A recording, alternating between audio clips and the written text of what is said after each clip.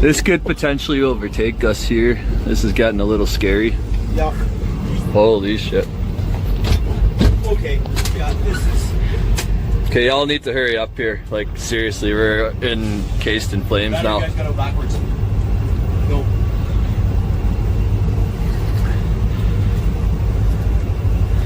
Hello, Jody, can you hear us? Yeah, I can hear you there. I'm telling them you were notching up. Yeah, this has got to move fucking quick here.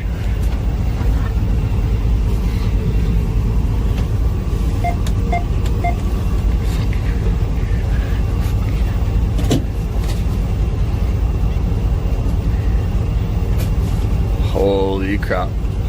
Oh, that's alright. This kind of burnt off, so we'll be okay now. That went across. Holy Yeah. shit. Oh yeah, look over there. We are You guys got a light now or what? Did you guys get that light? Oh yeah, they're clipping. Whew! That's a meat and a half, eh?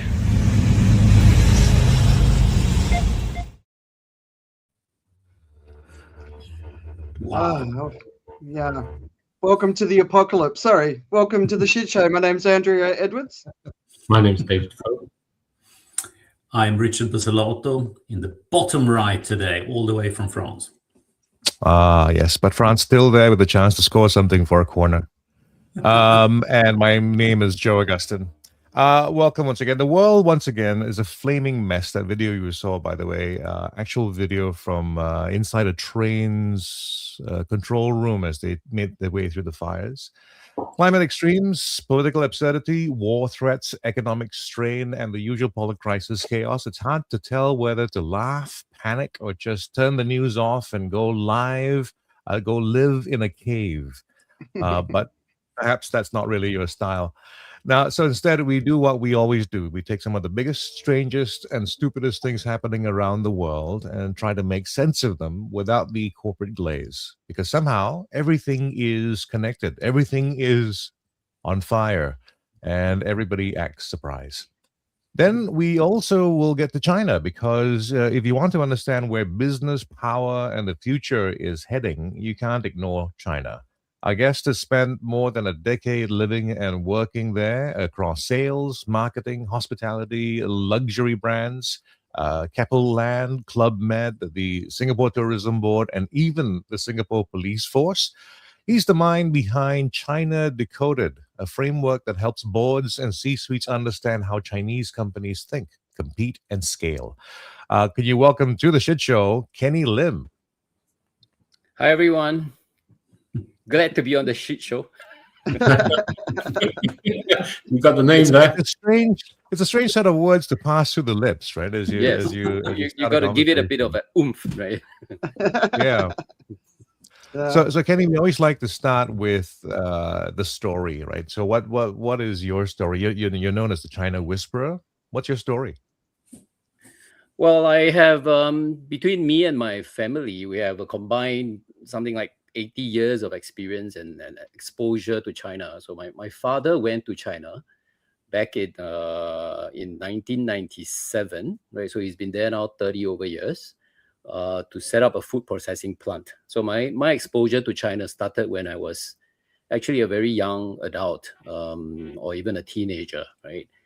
My younger brother, after his graduation, went to China as well to teach architectural design. So the both of them have been there now for 30 plus years, each of them. And then my brother got married to a Chinese woman. So his family is in China right now. Right. So then I also started visiting China quite very early 2000s, right? Because of work. And then in 2011, when I was working for Club Med, I was sent to Shanghai to head up the Greater China Business Unit sales.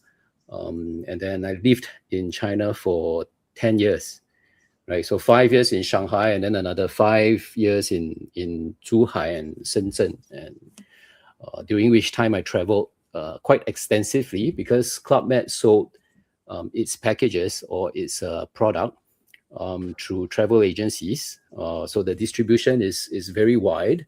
And I was visiting, I had to sit down and write down the number of the cities that I've been to, and then it ended up being 34 cities, right, in 10 years' time. So that's actually how I started my relationship with China. And I remember when I was first sent there, my thoughts were, right, I'm going to China to teach, to enlighten my colleagues, right? So I remember very clearly a state of mind that's very different before I went, and then during the time I was there, and then after I returned in Singapore in 2020. I actually feel and remember this evolution very clearly, how I understood China. And I noticed very clearly that change, right, of the journey that I've come to. I used to be a little bit, maybe very arrogant and somewhat prejudiced against the Chinese people and what they are versus what I am now. Well, I mean, this is something that I've lived through myself, and I felt that it's important that more people understand China better, right? Because of its growing importance, and it'd be dangerous. And we can see this happening, right? I mean, I look at how our government is dealing with China, how the world is dealing with China, and there's just too much misunderstanding, too much lack of context, lack of knowledge about their history, lack of knowledge about where they're coming from, right? And I think it's very dangerous. Right? That's why we are in the state we are in today. Yeah, but I'm hearing the I'm hearing the transformational story as well. Like even in your family, the way your family went back, the sense that I get is that okay, they were going back for a short time, they ended up staying for a lifetime.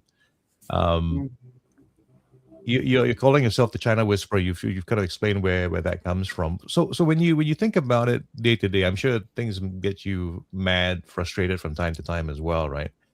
So when people are speaking about China, what is the most frustrating thing that you hear? That they are just coming from a very misguided place, right? And well, most people are like this, are very judgmental, and they always comment on things, right, in the form of a judgment, right? So when we say, "Oh, something happened in China," and then there's always that frame of mind. I mean, we look at everything. We look at everything in the world through lenses, right? That's just the reality of human nature. From the understanding that we have and the context that we understand, we look at things through lenses. So what I realize is that a lot of this, if you do not have enough light on the other side of the lens, you very often see your own projection, right, on the screen. And I see that happening a lot, right? So why do people feel that China wants to take over the world? Why does China that China is going to be bad, right, when it becomes very powerful? And I think this is all projection, right? And again, like I said, it's frustrating because it makes people make the wrong decisions. Even in my work, right, when I deal with corporate clients, if they don't understand their competitors, and increasingly, for example, their stakeholders, their suppliers, their customers, and increasingly their owners. So Chinese companies are acquiring stakes actually in a lot of global businesses. So they actually have Chinese owners that they do not understand.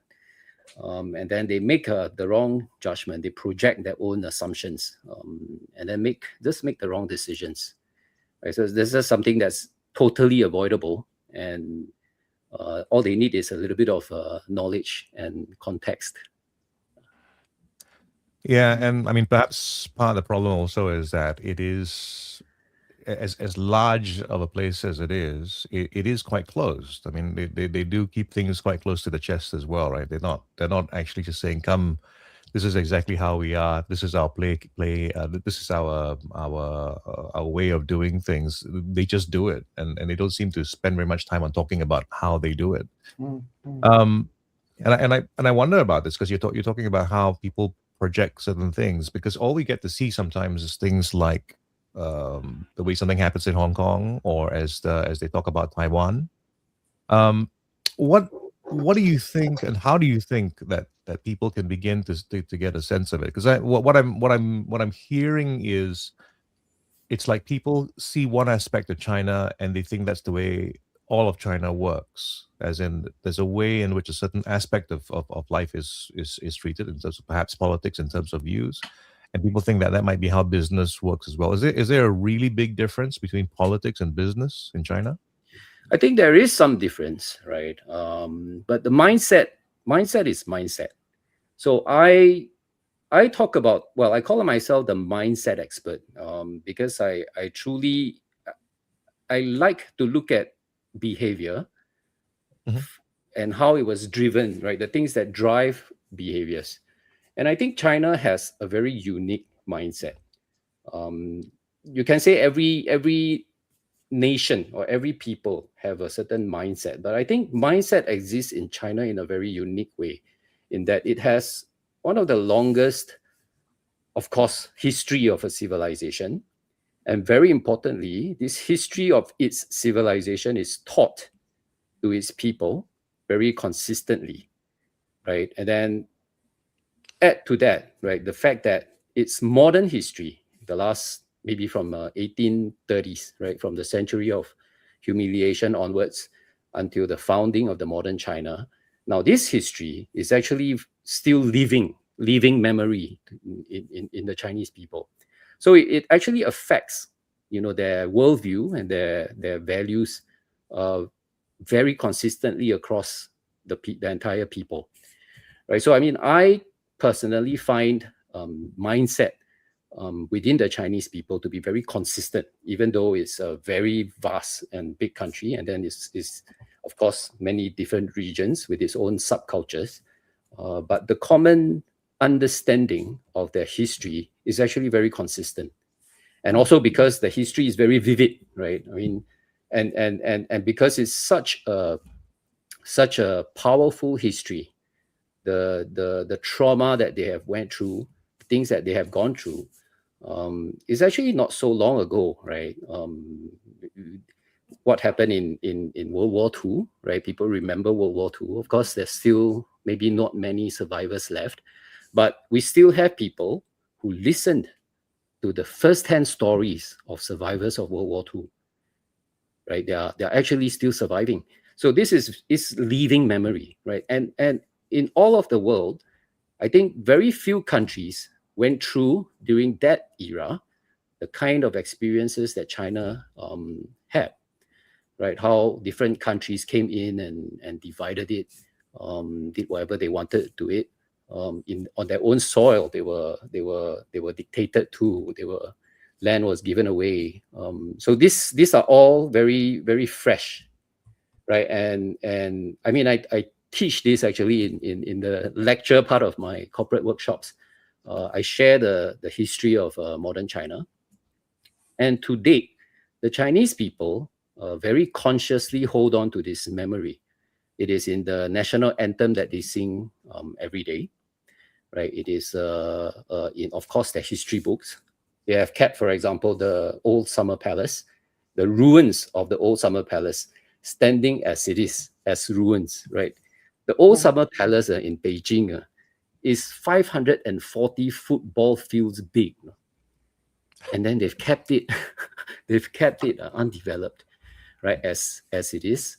And make it a point, right, that, for example, all the primary school children in Beijing will make one trip in their life, an official one, to the old summer palace to get in touch with that history, right? And the old summer palace, in case people don't know, used to be like, I mean, it was regarded and documented as the most beautiful park or garden the world has ever seen, right? And it was a collection of all of the Chinese multiple dynasties cultural artifacts, arts, plants, their wealth, right, as a people.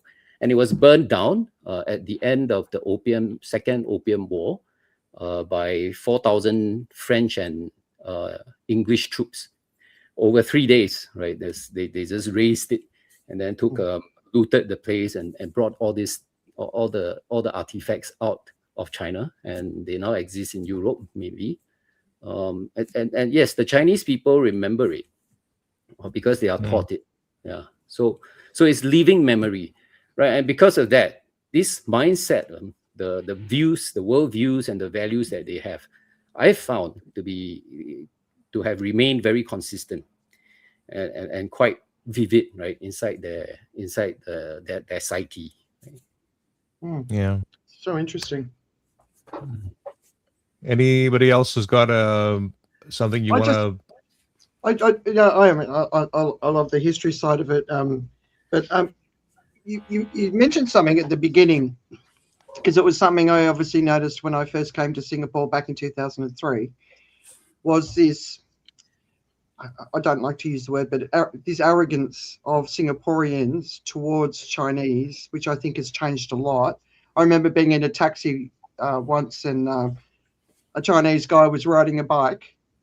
I didn't know which country he was from, but the taxi driver was like, Chinaman, because only a Chinaman would ride a bike, right?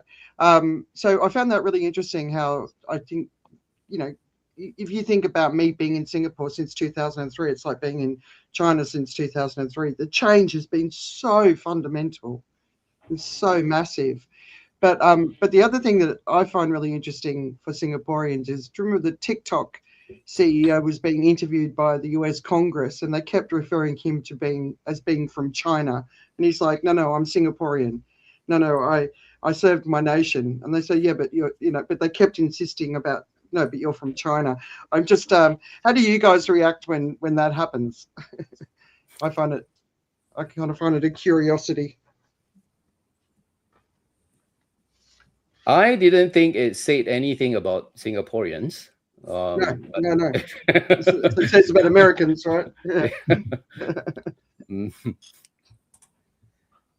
But yeah, I mean, I have to say, right? I mean, I would say most Singaporeans are quite proud of how he handled himself, right? And the Chinese actually were also very interestingly quite amused at that whole debacle. And I've seen online, right, as well as heard from friends of how they are also proud, right, that there is a person like this representing them actually in the US. So yeah, I mean, I find the Chinese very practical in how they look at everything, right? So they're not offended sometimes when they should be. They are not hurt, or they are not annoyed when they should be, or even if they are, it dies down quite quickly. Right? The Chinese are some of the most practical people I've come across. But it's also very interesting. You mentioned that, right? I used to be very arrogant as well, I feel, right? So I also had my prejudices against China people, and then today I look at myself at the time and realized that I was immature and didn't know enough, right? So the fact of the matter is that most of us in Singapore, especially from 15 years ago or 20 years ago, saw people or Chinese people from places in China that were very, very backward. And it was a result of very intentional policies from the Singapore government. Right, the Singapore government was trying to attract people to come to Singapore to make up the Chinese population, right? Because that was a plan. They cannot attract people from the first tier cities, right, in Shanghai and Beijing, to make Singapore a new home. So the only way they can have some kind of a result at scale was to go to the third tier cities, right, where Singapore, the first tier city, is attractive to them as a way of life.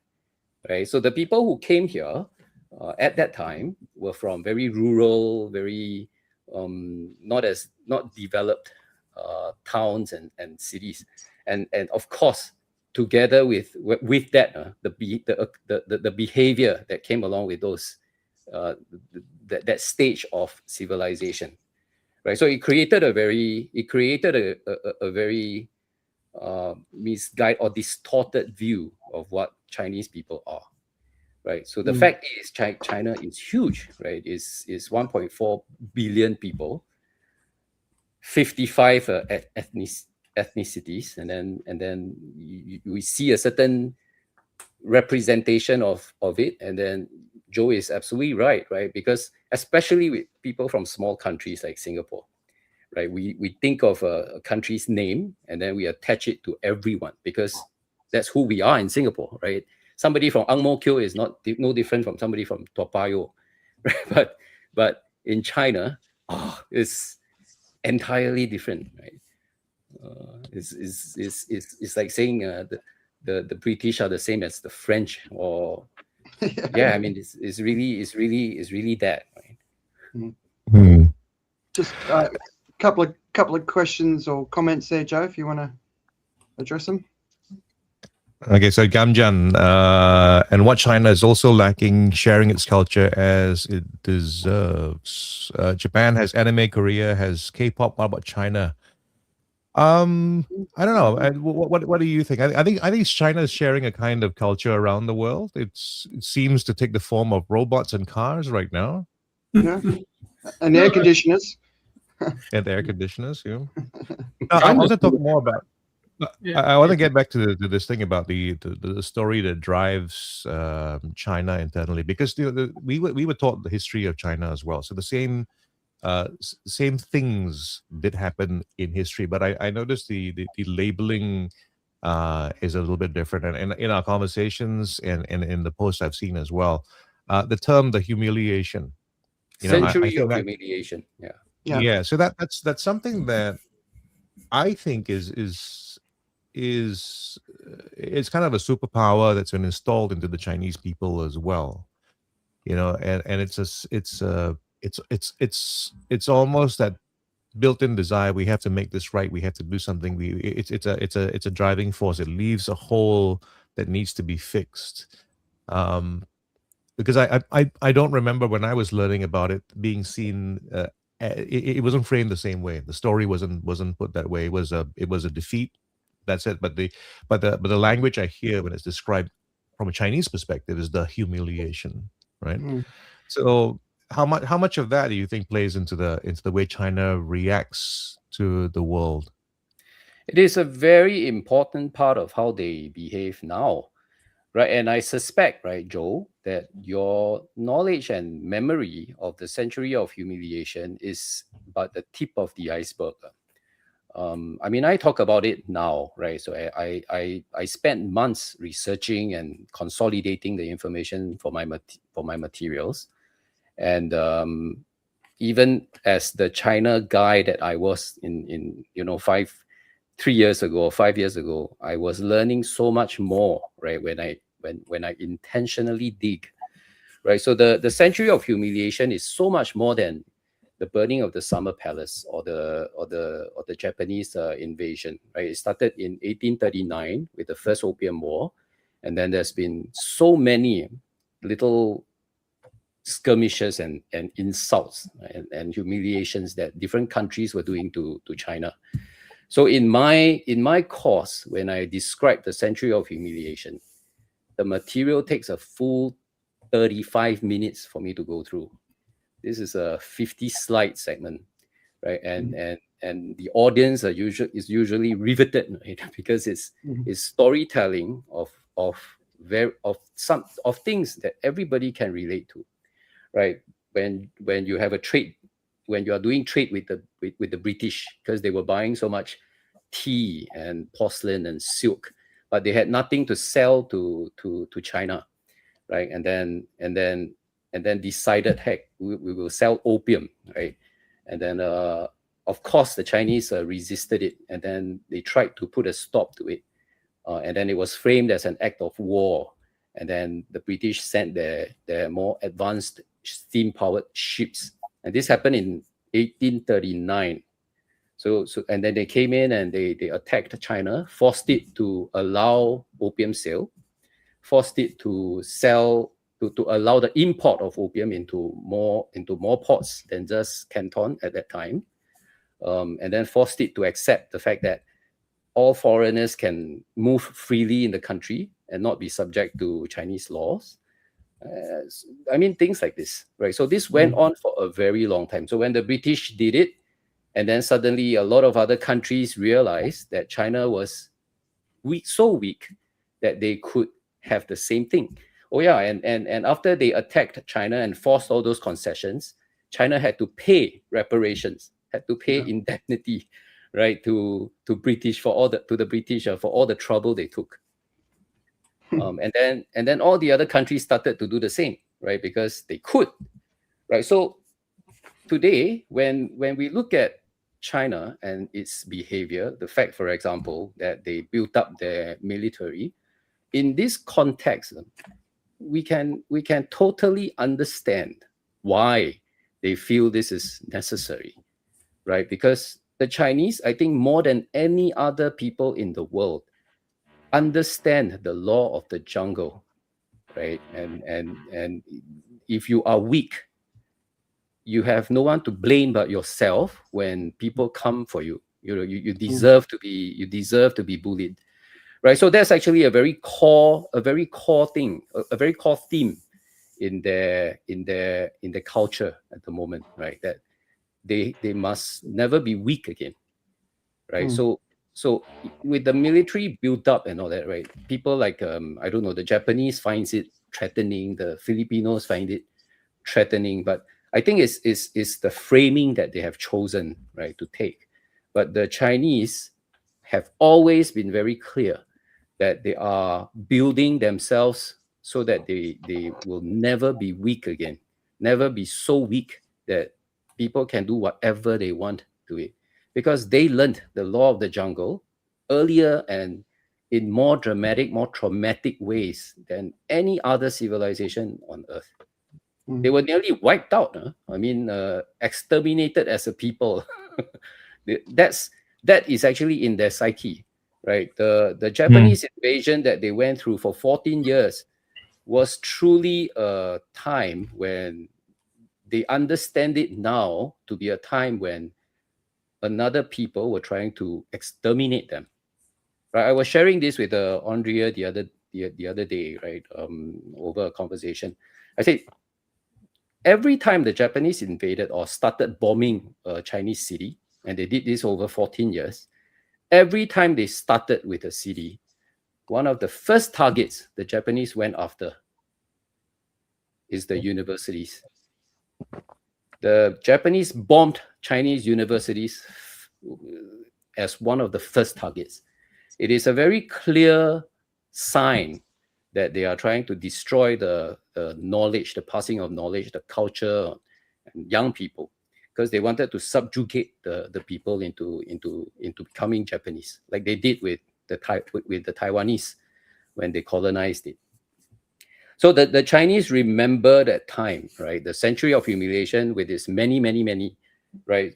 And we're talking about, of course, in early 1910s with the 8-nation alliance, the 八国联军. We're talking about 8 nations that banded together to basically conquer, to carve up China, right? So we're talking about a great many powers. So it's not just the Americans of today. France was involved, Russia was involved, Austria-Hungary was involved, right? So there were a lot of foreign powers, right, wanting a piece of China, right? And they were not in a position to do anything about it. They were basically stripped, raped, and then made to pay to compensate the trouble that the foreigners take. So they remember that time very vividly. They will never they very rarely chat about it in conversations especially with foreigners. But yeah, that's why it's dangerous, right? When I see people make comments about Japan, make comments about Taiwan, very insensitively, right? The worst thing you can say to a Chinese is, so what's the big deal with Japan? Can't you forgive them, right? So they may not have an argument with you, but for sure, mentally, they're gonna think to themselves, you don't know anything, right? It's hard to be a friend with you, right? Mm. That's just the reality now. But yeah, I mean, for everyone listening in, right? I urge, when you have the time, just Google it, right? Or ChatGPT it. Century of Humiliation. It is a very important part of the Chinese modern history that still lives in their living memory, and it affects how they look at a lot of things.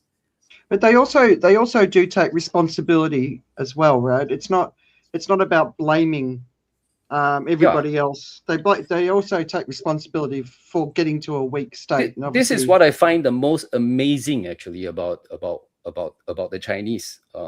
You know, I mean, for all the trauma and the sufferings that they have gone through, they remain very introspective, actually, right? So they interpret this as we were weak, and we must never be weak again. They accept that the law of the jungle is a reality, is law of the world, right? And they focus on building themselves strong, right? They of course they will protest when the Japanese do something insensitive, or the Japanese continue, for example, to worship, right? They go to the shrine and they worship the very same people who were leading the entire invasion. So that, of course, offends the Chinese, but they continue to visit Japan as tourists. They continue to visit, all these other countries. In fact, for a very long time after World War II, the Chinese saw all these countries more advanced, more developed, more sophisticated, as countries that they have to learn from, right? And worshipped these countries or their culture for a very long period of time, right? But of course, with history and its evolution, a few other things that turned out to be milestones adjusted their mindset. So, for example, I talk about this quite extensively as well. So the great financial crisis in 2008, the global financial crisis, actually made a very big difference to how the Chinese saw the world, right? So prior to that, they worshipped the West, the institutions that the West had. They were learning the financial systems. They were learning social civic systems. It seemed to have a lot of freedom. Everybody seemed to be happy. So they were trying to learn as much as they could. But 2008, right, with the financial crisis, the Chinese realized that actually the West don't know what they are doing, right? The banks were giving out rubbish loans, the subprime crisis, and then they came to China for help. They came to China for a bailout, right, to buy treasury bonds, to invest, and it's very interesting. So that happened in 2008. Xi Jinping's Belt and Road Initiative was announced in 2014. So 2008, in my eyes, shifted the Chinese confidence in their own path. So they realized that the West is not this golden destination that we will all ultimately get to, right?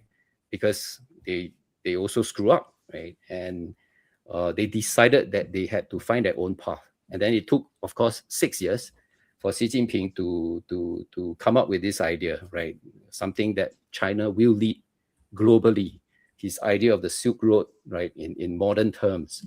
And then another very interesting thing happened as well in 2016, I think. It was the Rio Olympics.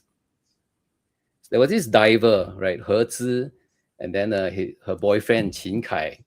So Qin Kai, He Zhi just won the silver medal in a diving event. And at the award ceremony, her boyfriend, Qin Kai, in front of global audience, right, global media, proposed to her. I remember very clearly because I was already in China at the time. I was sent to China in 2011, and I saw this on TV in 2016. And I actually went to search, right? Who has anyone done something like this before? 30-year-old young man decides his proposal worthy of global attention and making it at an award ceremony at the Olympics, no less. Right? And I thought it was at that time, I thought it was pretty audacious, right? This the confidence that this young guy had. And I use this now as an analogy, as example, right, of the coming of age of Chinese confidence. And then you can see how it has evolved, right? Today, we have global business leaders, the people leading BYD and Shein and ByteDance and Huawei. I mean, they are from their 40s, in their 40s and their 50s, and they are fearless in how they are attacking global markets. Fearless, right? If you look at what they're doing, putting the kind of the kind of capex, the kind of the plans that they have in such a short period of time. It takes courage for a business leader to do things like that, to be able to scale the way they do. And perhaps great faith in the ability of the team as well. Yeah, it's always something when you go like I can put together a plan and these people can execute. Let's go through the. I know this normally is a full day course and a bit more for you, 2 days, but we'd like to get a taste of the framework that you have to understand China more meaningfully. I feel like we've been already on that seeing journey, a little bit of it, yes. Yeah. So I have a 6-pillar framework I call PRISMS, right, for its letters, PRISMS, right. I've done a lot of thinking and studying about of this over the last year, 2 years or so, and I came up with this, right. I say we can actually understand the Chinese mindset if we looked at how they understood or how they treated first pragmatism, and then their attitudes towards reliances, which is my word for self-sufficiency, and then idle factories, the way they look at idle assets, or how they deal with assets, and then speed, and then metal, as in their resilience, right, and then scale. So PRISMS, right. So they each mean a very different but very important part of the mindset that the Chinese have. So if you ask me, one of my favorite things to talk about is actually idle factory, right? I don't know if Joe should have felt it, right? So have Andrea. In the last few years, we've seen the invasion of Chinese F&B brands into Singapore, right? And they seem to be doing so much better and doing so many things that our local F&B have not been able to do in all its history. And one of the things that I've always been very fascinated by is the kind of mechanics, the kind of promotions that the Chinese brands make or do in the market. And I realize it's because they look at things, in what I call the idle factory.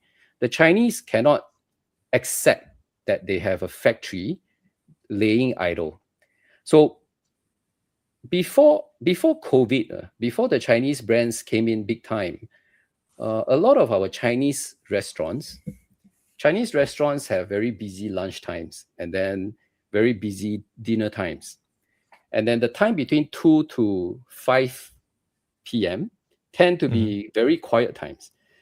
And traditionally, Chinese restaurants would close, right? The restaurants here in Singapore would close during those hours because they didn't have to pay their hourly wage waiters and waitresses, thinking that they're saving money. But the Chinese, after they came, saw this very differently. 2 p.m. to 5 p.m. became the time when they rolled out the most aggressive promotions. You will have your 1-on-1, your 1-for-1, your kids eat free, all kinds of freebies, And that's because they saw the entire clock, right? 24 hours in which they are paying rental. And then they're looking every hour that is not generating income to be money lost. So they're not really saving money when they close 2 to 5. They are actually losing money when they close 2 to 5. Right. So and you can now observe this idle factory in nearly all aspects of retail and business models from in China and from China when they come out to foreign markets. So it evolves into many different forms, right? But yeah, that's actually one thing that I spend a lot of time on actually with corporate clients to understand and then to identify the assets that they have. And this came from, again, part of the history that China had, right? So in 2001, after it entered WTO, the foreign companies, of course, all went to China looking for cheap factories. And you know how even till now, right? Maybe not so much now, but for a very long period of time, the biggest Western companies did procurement in China by not asking for quotes. They did not go to the market and say, hey, we need to produce this. And then we invite 3 suppliers, right? 3 manufacturers to give us their best price. No, the biggest companies with the clout that they have went into the market, specified very clearly how much they wanted to pay, the quality that they wanted, all the delivery terms and whatnot, right? And then asked who's willing to do it. Now, this is a very important distinction from what we just talked when we asked for a quote. Asking for a quote and going to the market and saying who's willing to do it is entirely different, right? So of course, when they entered China during that time, China was already in a time when there were a lot of excess capacity because they were building a lot of township enterprises that had no orders. So the Chinese entrepreneurs were all struggling to find business, to find orders that can fill up their capacity. So they were hungrier than any other place the Western companies have ever been to. So they were able to do that. And somebody in China will always say yes, right? So if you went to China at that time and say, look, I want to produce 1 million pieces of this. It has to be delivered 1 week later. Any day late, there's going to be penalties. And it has to be a certain level of, quality and whatnot. Somebody in China will say yes. They will find a way, right? And that lasted a very, very long time. And that's how, and I studied this as well, right? The corporate profits from the Western companies, the US companies were able to squeeze out of their operations in China. Grew phenomenally during those years, during 2 decades. Net corporate profit for corporate America grew 50% in something like 13 years. Net profit. That's how the Americans got very rich during that time in the early 2000s for 13 years. And this idle factory then somehow got built into Chinese operations, right? So they are always eager to take an order and then find ways to meet the requirements, because otherwise they starve, right? Or they have no business. So that went on for quite a while, and I think this got ingrained into their business operating system as well. So this is something that I talk about. I'm very fascinated by, because it can emerge in any number of forms. I can see it in business models, in F&B, in car wash, in membership, in real estate. So spotting the asset that is laying idle has become a superpower of the Chinese business person, and then thinking of ways to make it work, right? In ways, in creative ways. It's really a Chinese superpower. I don't know if you guys remember just a few weeks ago, there was a story, one of the coffee companies here. Is Costa Coffee Chinese? Yes. It's one of the, Yes. And so basically the Singapore business model is different to the region. They come to Singapore not to make money, but to build credibility, and then they expand across Asia. So they look at Singapore as a marketing rather than a business opportunity. And then, which obviously makes it harder for other coffee companies to compete because they're all looking to make profit. But I just thought it was a really interesting example of how they go about things differently, and every country in the region has a sort of a different role to play as far as China's concerned. I'm actually very worried for enterprises in Singapore, right? Because we have to think bigger. We have come to a time now where, to be very honest, right, if it was a free market, entirely free market, the Chinese will treat Singapore as you know what Andrea just mentioned. This is really just a stepping stone, because it's such a small market. They actually they don't need to make money here. The biggest value from out of Singapore is its cosmopolitan global positioning.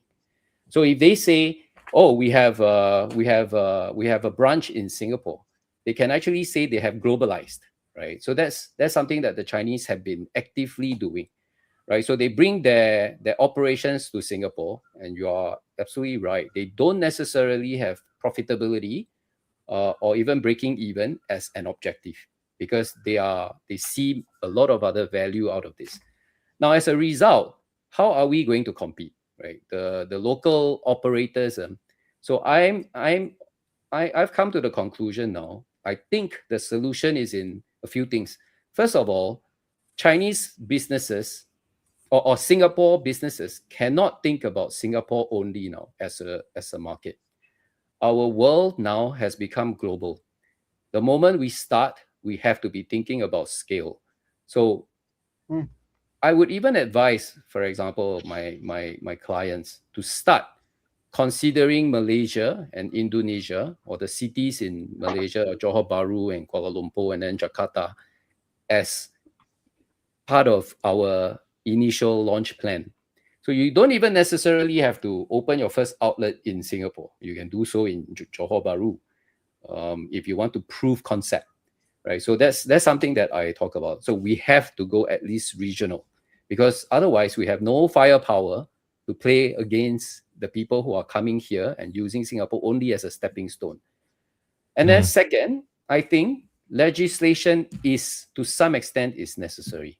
But I think our government is very slow to act in this kind of things, right? Because it's not as socialist as it should be.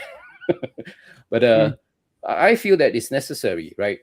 Actually, the Chinese do this very, very actively, right? So for example, the Chinese believe that reading is a very important habit to maintain among its people. And it is actually in local laws that when a shopping mall is opened, that the shopping mall must have certain mix of different things, including a bookshop. Just to give you an example. So when there is legislation like this, what does it do, right? It mandates the developer to find a bookstore operator, and then he cannot be asking sky-high prices for rent, because this is a mandate. The guy has to be in here. He's actually doing you a favor, right? So and I think that's necessary, actually, right? So I mean, just like Lee Kuan Yew's administration, engineered our social composition, I think it is necessary as well, right, in our economy to have some kind of, first of all, a very clear idea what's necessary for the nation, for the good of the nation, and then to pay the price for it. That's another, Yeah. I think the Singapore version of what you're talking about is the food court. It seems to be the compulsory in every building. our government is actually comfortable doing things like this, right? But so far it's been limited to maybe just a few things, right? Just like, for example, food. Of course, it's a basic necessity, but beyond that, right, there's actually so much more to the well-being of a people. How we look at whether we protect local businesses, whether we protect knowledge, right? Do we still have bookshops, right? And that's the thing. You see, today I feel the modern world has come to a point now where rental is actually the key word in how our community and how our society evolves. It comes down to that, right? To rental. So whether we have a nice restaurant in our neighborhood, or a nice bookstore, or a nice mom and pop store, or whatever, I mean, it affects lifestyle in that community, right? But well, no one is in charge of this, but I think that this is necessary, right? I feel that it's a solution lies somewhere there. I'm not sure if I'm lightening the mood right now as we go to this, but this looks-maxing that's been big, and then we heard recently of balls-maxing, which I hope is not related at all to what I'm going to ask you about right now, which is China-maxing. So apparently that's a thing. And it is a what big does it thing. mean? Maxing is the internet slang for maximizing something, right? To go all in, right? So this happened it's very interesting. I find this, fascinating and moving to some extent. I want to tell you this story. So this happened actually, you guys remember January last year, 2025, when Trump wanted to ban TikTok. You should remember this. No. Do you know what happened when Trump wanted to ban TikTok? They gave the reason that there is national security risk. There is data. The Chinese can take your data, right, and do weird things with it. And then the American youth who were using TikTok started to protest against this, because they were starting to ask, right, what the hell, right? Facebook takes our data. You take our data. The government takes our data. What the hell is the big deal with the Chinese taking our data, right? So they, in an act of protest, they migrated to this other app called Red Note, Xiaohongshu, right? And then it was so interesting, because when they all went to Xiaohongshu, and Xiaohongshu was predominantly a Chinese community, of course, only Chinese users, the Chinese were surprised by the number of Americans coming to the platform, their everyday life. And then there was this very interesting phrase that surfaced. They started saying, "Oh, it feels like our letters, our Lihua letters, have finally gotten a response." And there's a backstory to this. So all of you know about the Gaokao. The Gaokao is the Chinese examination equivalent to our A levels, right? Or yes, the examination that determines which university you go to, the Gaokao.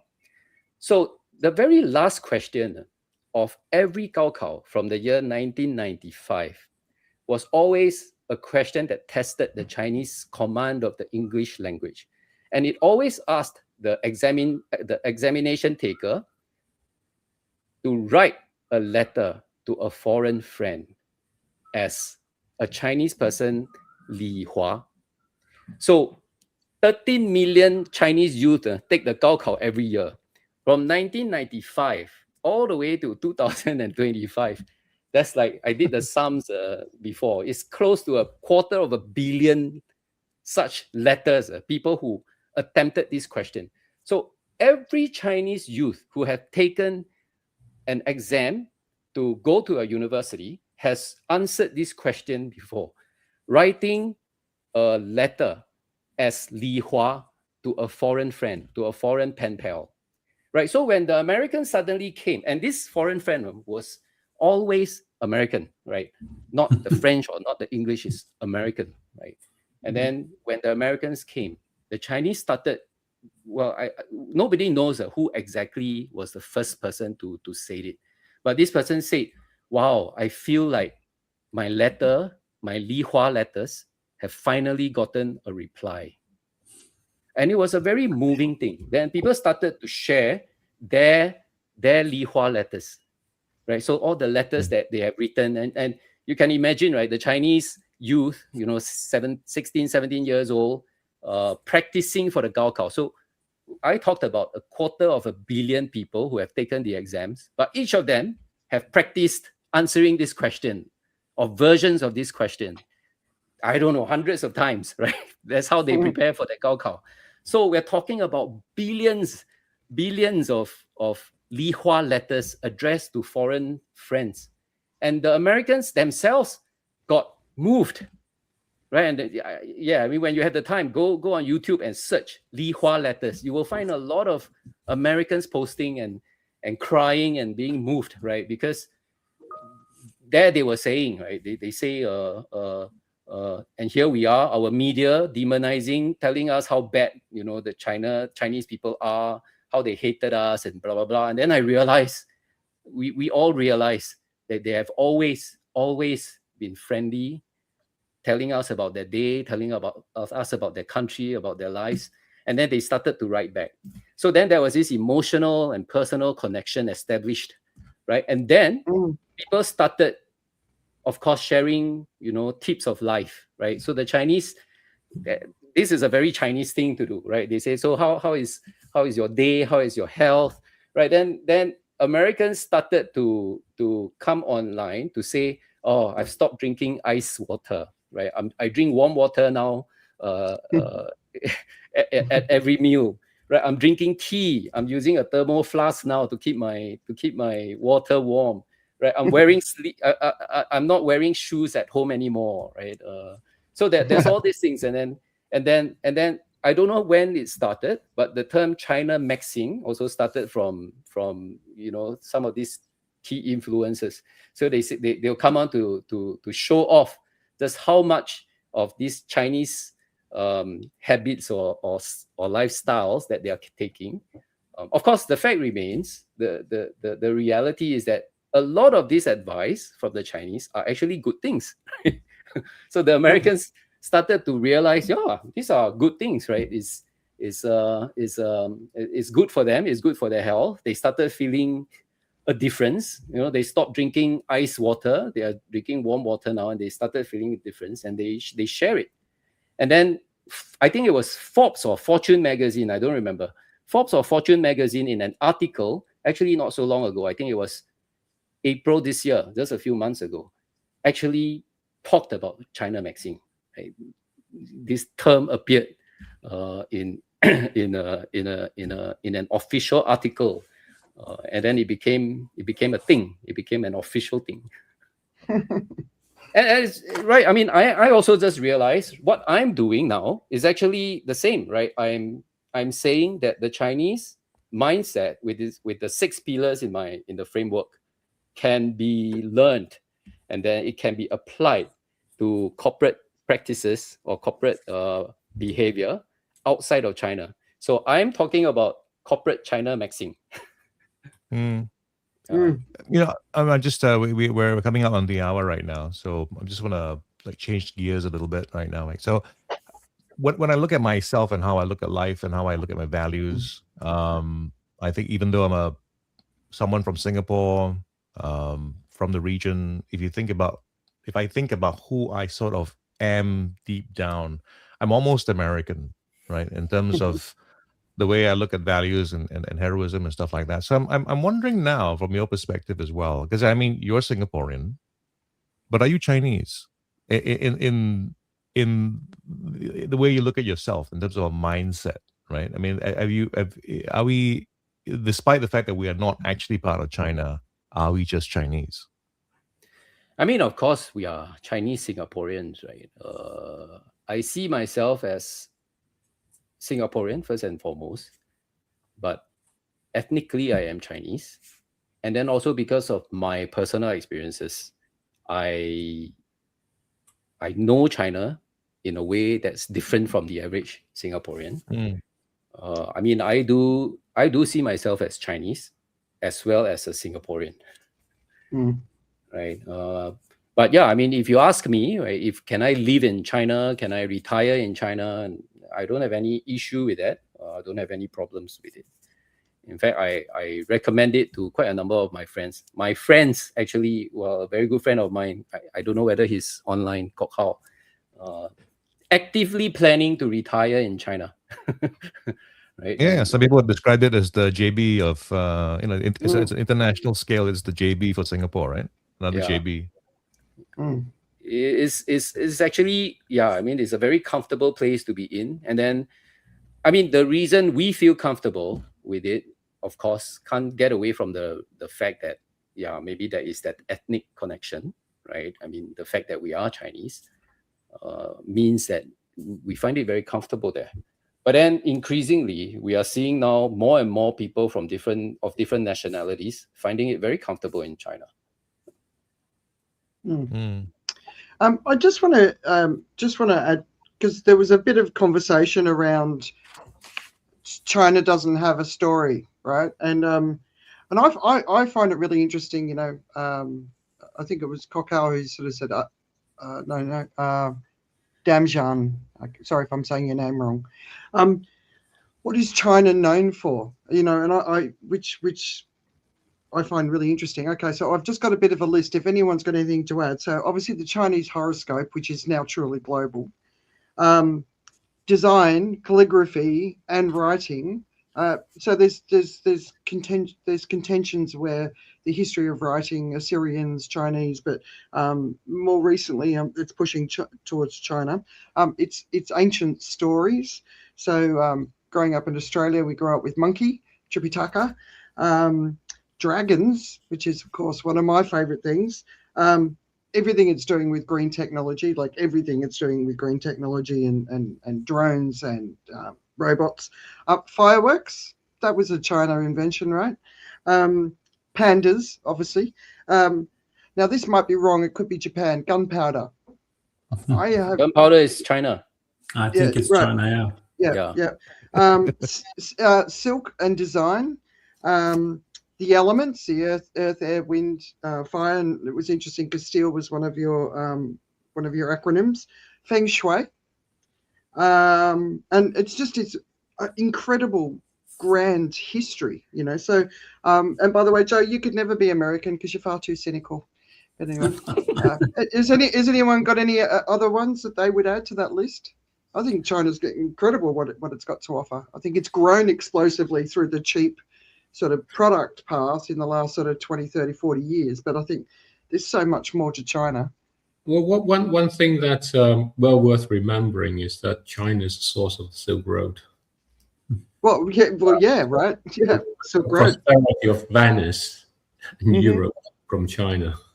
Yeah. And you know, this is Kenny's quite right in talking in the beginning about, you know, this 100 years of shame in the way of what that is. I remember I'm born in Hong Kong, grew up in Hong Kong as a child. We learned about, you know, the Chinese flag, the Hong Kong flag, and there's a Chinese guy and English guy and boxes on the side of a harbor. And, you know, those were opium. That was our education. You know, you as a child, don't forget it. Yeah. This is our weakness and this is our shame. And that's something that I grew up with in that way. And then, of course, you know, my parents lived through the Japanese as they went through China in that way. And it's a mixed thing. You know, my father grew up in Qingdao, which is both a German and then afterwards a Japanese colony. And there is both sort of anger and admiration. Admiration at the incredible discipline, and that passes on as an incredible discipline as contrast against the rule of the Chinese at the time, the strength of the Chinese at the time. And again, echoing what he says about the waste, you know, my mum saw everything as something you can use. Mm. It doesn't matter what it is. So everything is something we can use, and we As use. idle factory. Mhm. Yeah, right. Yeah, Yeah. that's an interesting connection. We never had a waste problem. Mm. So if I can bring us back into something that I've been thinking about, this is the environment. We talk about it on the show many times, and if you look at who's leading the world right now, in green technology, it's China.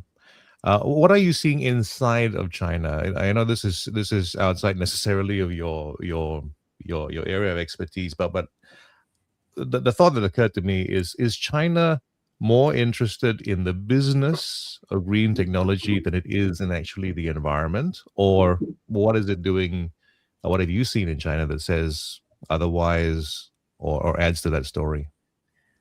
From my eyes, right, I actually see China as one of the few countries in the world where it is not all about the commercial value.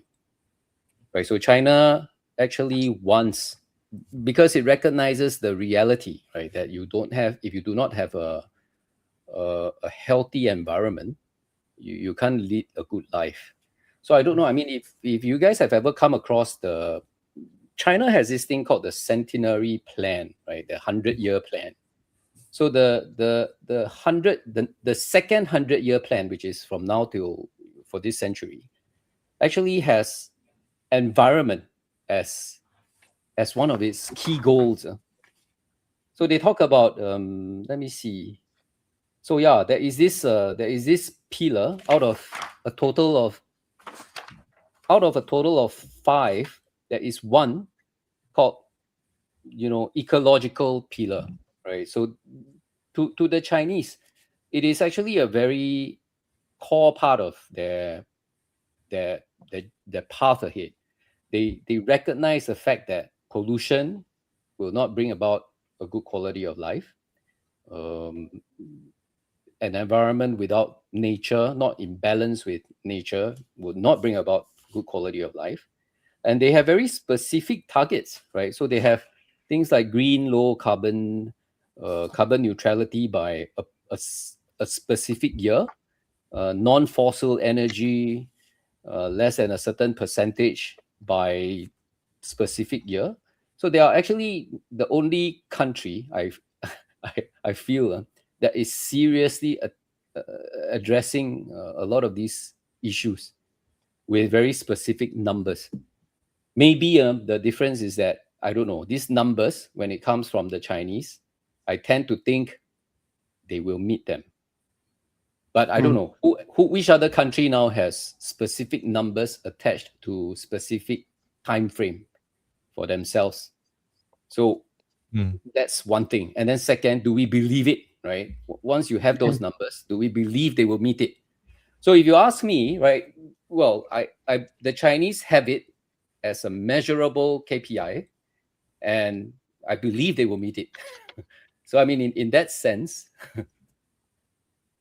maybe they are more, in a position that's more serious.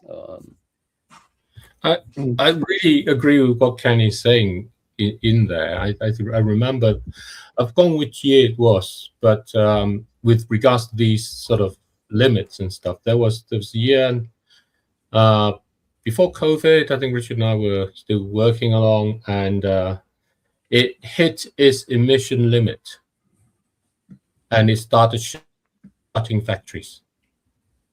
Now, no other country would do that. And if you think about Europe and what it does, and sort of forget about America, because Europe is the climate moralist of the world in that way. No country in Europe would ever dream of doing that. It would rather kind of talk its way out of it. Or wait for the heat to do it. Sorry? Or wait for the heat to do it. Or wait for the heat to do it. And with China, I think that I've found myself influenced by this yin yang kind of ontology hugely. and it's an intrinsic part of kind of this Chinese thinking. You know, and the thing you notice about the yin yang thing is not just as the dark and the white and the light and in this spiral, but in the middle of each of those is a drop of the opposite. Yeah. It's this recognition that actually it's not just about, you know, the environment and capitalism, but a recognition that in the middle of your capitalist thinking is the environment, and in the middle of the environment is a drop of that capitalist thinking. Yeah. And you can apply that whichever way you want. And actually, it is so much in there. And when I have the opportunity to speak with young Chinese people, they are amongst the most concerned about the environment from a genuine way. And I would offer one more thing, right? The Chinese culture is one where we are thinking about the next generation actually very seriously. We do want a better life for our children and our grandchildren. And we will make sacrifices now, right, for the well-being of our kids and their kids. Right, so this is actually a very core central part of the Chinese culture. And I think where the environment is concerned, this only helps it, right? And that's why that attitude, the very serious attitude towards the environment, I don't know. I mean, I'll venture to say the Chinese may very well be the most serious about it. Yeah. I think that's really interesting, Kenny. You know, this thing about the next generation, because certainly my parents' generation, my uncles and relatives like that, their life is always about their children. Yours is not? Well, mine are, you know, they look after themselves, sort themselves out. No, but you have made sacrifices when they were younger. Yeah. And but the thing is, it's not there's something different about it. It's about the fact that actually this is what it's about, as opposed to I make sacrifices and I wish I could just go for a drink. It's actually recognizing that this is what it's about. I think that's the essence I want to sort of bring out there. Yeah. I think there's a kind of a sliding scale from west to east in terms of the length of term of the parenting contract. Because I think from a Western perspective, it's like you're 16, it's almost time to leave the house. And whereas I think in the Eastern perspective is like you're almost 56, it's about time you made your own mind up. Or it's about time you provided the house that we can live in. Yeah, so I think we've been living very much on the yin side of things. So we're going to get to yang in a while. So before we do that, let's finish off this little part of the yin aspect of things, because the world's fiery reality awaits after this. Tell us something, a story about China. It doesn't have to be funny, but just something that's just truly uniquely China. It just couldn't happen anywhere else. The sort of thing that we want to try to give the audience for a conversation at a dinner party. No, I'll share this story, right? That happened in 2015. That actually ignited my curiosity quite formally into Chinese mindset. So I had a side hustle when I was still working with Club Med. So I signed rights to toy photography. So I don't know if you guys have seen this before, but there are a lot of people, millions of people who collect action figures and collectibles. And then the most talented of them take pictures of their collectibles. So very naturally, you would have very artistic and creative people creating very beautiful images out of this. So in 2015, I organized an exhibition. I signed the rights to 32 such photographers from around the world. And then I staged an exhibition under the theme of Star Wars. So this was basically pictures using Star Wars action figures or collectibles to the point that they could be seen as wall art. Right? So I did the exhibition and sold this limited edition wall art as a side hustle. So the exhibition on its opening weekend went very well. And then apparently people were very impressed. They've never seen an art form like this before. And started to post on social media, on WeChat and Weibo. Star Wars at that time happened to have just been acquired by Disney. And then Disney's corporate headquarters was in Shanghai. So president of Disney started receiving messages from his friends congratulating him on a very wonderful exhibition. And then on Monday morning, right, so I opened the exhibition on a Friday, and then the weekend happened. On Monday morning at 10:45, I received a phone call from the licensing manager from the Disney office, who told me that at 10:45, they have already had a senior management meeting, and that the legal team now is putting up a case against me for infringing on Disney's copyright, right? But this is derivative art, right? And I never once tried to mislead anyone into thinking this was a Disney event. But anyway, so I mean, I was of course worried. This is Disney after all, right? I called a few friends to try and find out how big a legal team they had. So they had in Shanghai alone something like 25 lawyers. So I think for the rest of the afternoon, whenever I closed my eyes, I saw 25 lawyers working overtime, putting up a case against me. On that night, I made 2 phone calls, right? I called a Singaporean friend. And then I told him, Disney might be suing me. So my Singaporean friend very seriously asked me a question, like, do you want me to come up to Shanghai to help you? I said, help me with what? Help you tear down the exhibition. If you cancel the exhibition, things should be right? Then Disney won't have a problem. And then I rang a local friend, and I told him the same thing. Like, this is going to sue me. This guy, in 2 seconds, told me, "Congratulations, bro! You're rich. You're gonna get rich." So that's the Chinese friend telling me that, hey, if Disney sues you, it's going to take at least 3 or 4 years. We'll drag it out as long as we can. During this time, you should take your exhibition and tour all the cities in China, shouting that this is the exhibition Disney doesn't want you to see, right? And that really, I mean, this is true story, my true story, right? And it was what made me realize, right, that mindset actually makes all the difference, right? So my Singaporean friend was thinking of getting out of trouble. And then my Chinese friend was thinking of the opportunities that came from this. So I got absolutely curious, right, into wanting to be like that. I wanted to have a mindset that was like this, to see opportunities instead of retreat, right? When things like this happen to me. That's why I started observing and studying the mindset. You've left the conclusion out of this as well. What did you do? No, I had a meeting with Disney. They retreated actually. So I mean, they didn't even bring their lawyers into the picture, and then said to work together, because what I did was derivative art. It was very hard actually for them to. But that's the thing, you see, all the licensing business is about deterrence. Now, most of the time, I mean, a lot of the cases that a license owner wins, or rather settles, right? Most of the time people settle. They decide to cease and desist.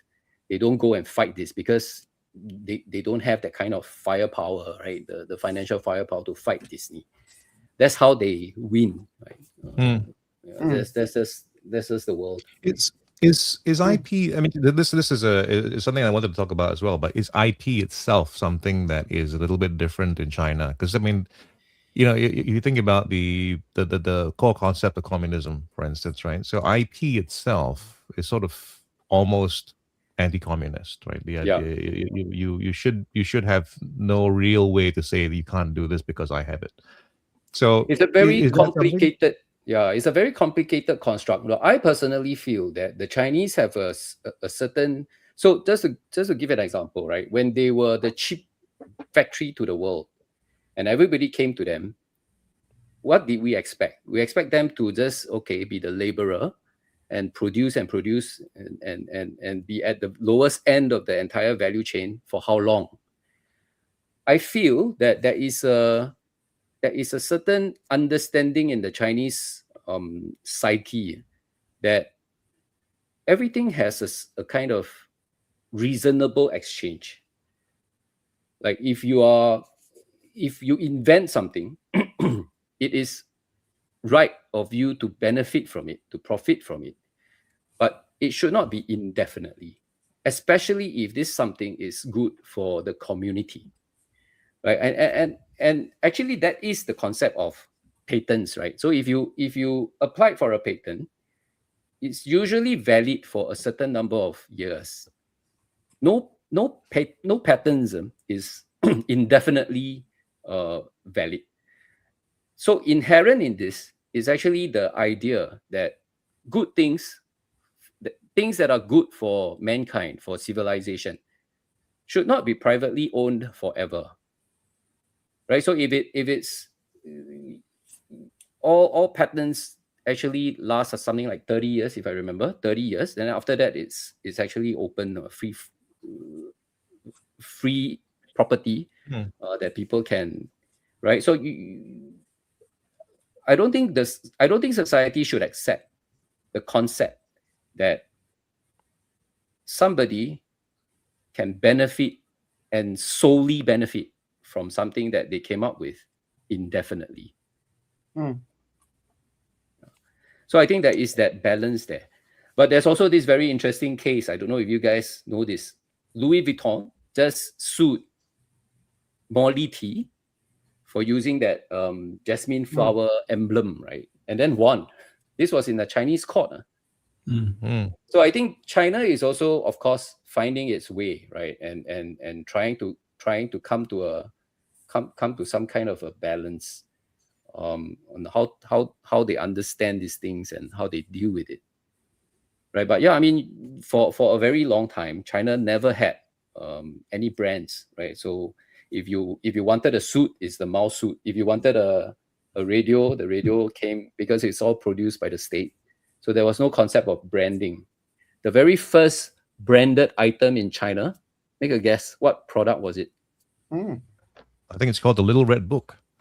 No, but the first product with a foreign brand in China was the Marlboro cigarettes. That was a very, very first thing. And again, this was told to me by someone who lived it.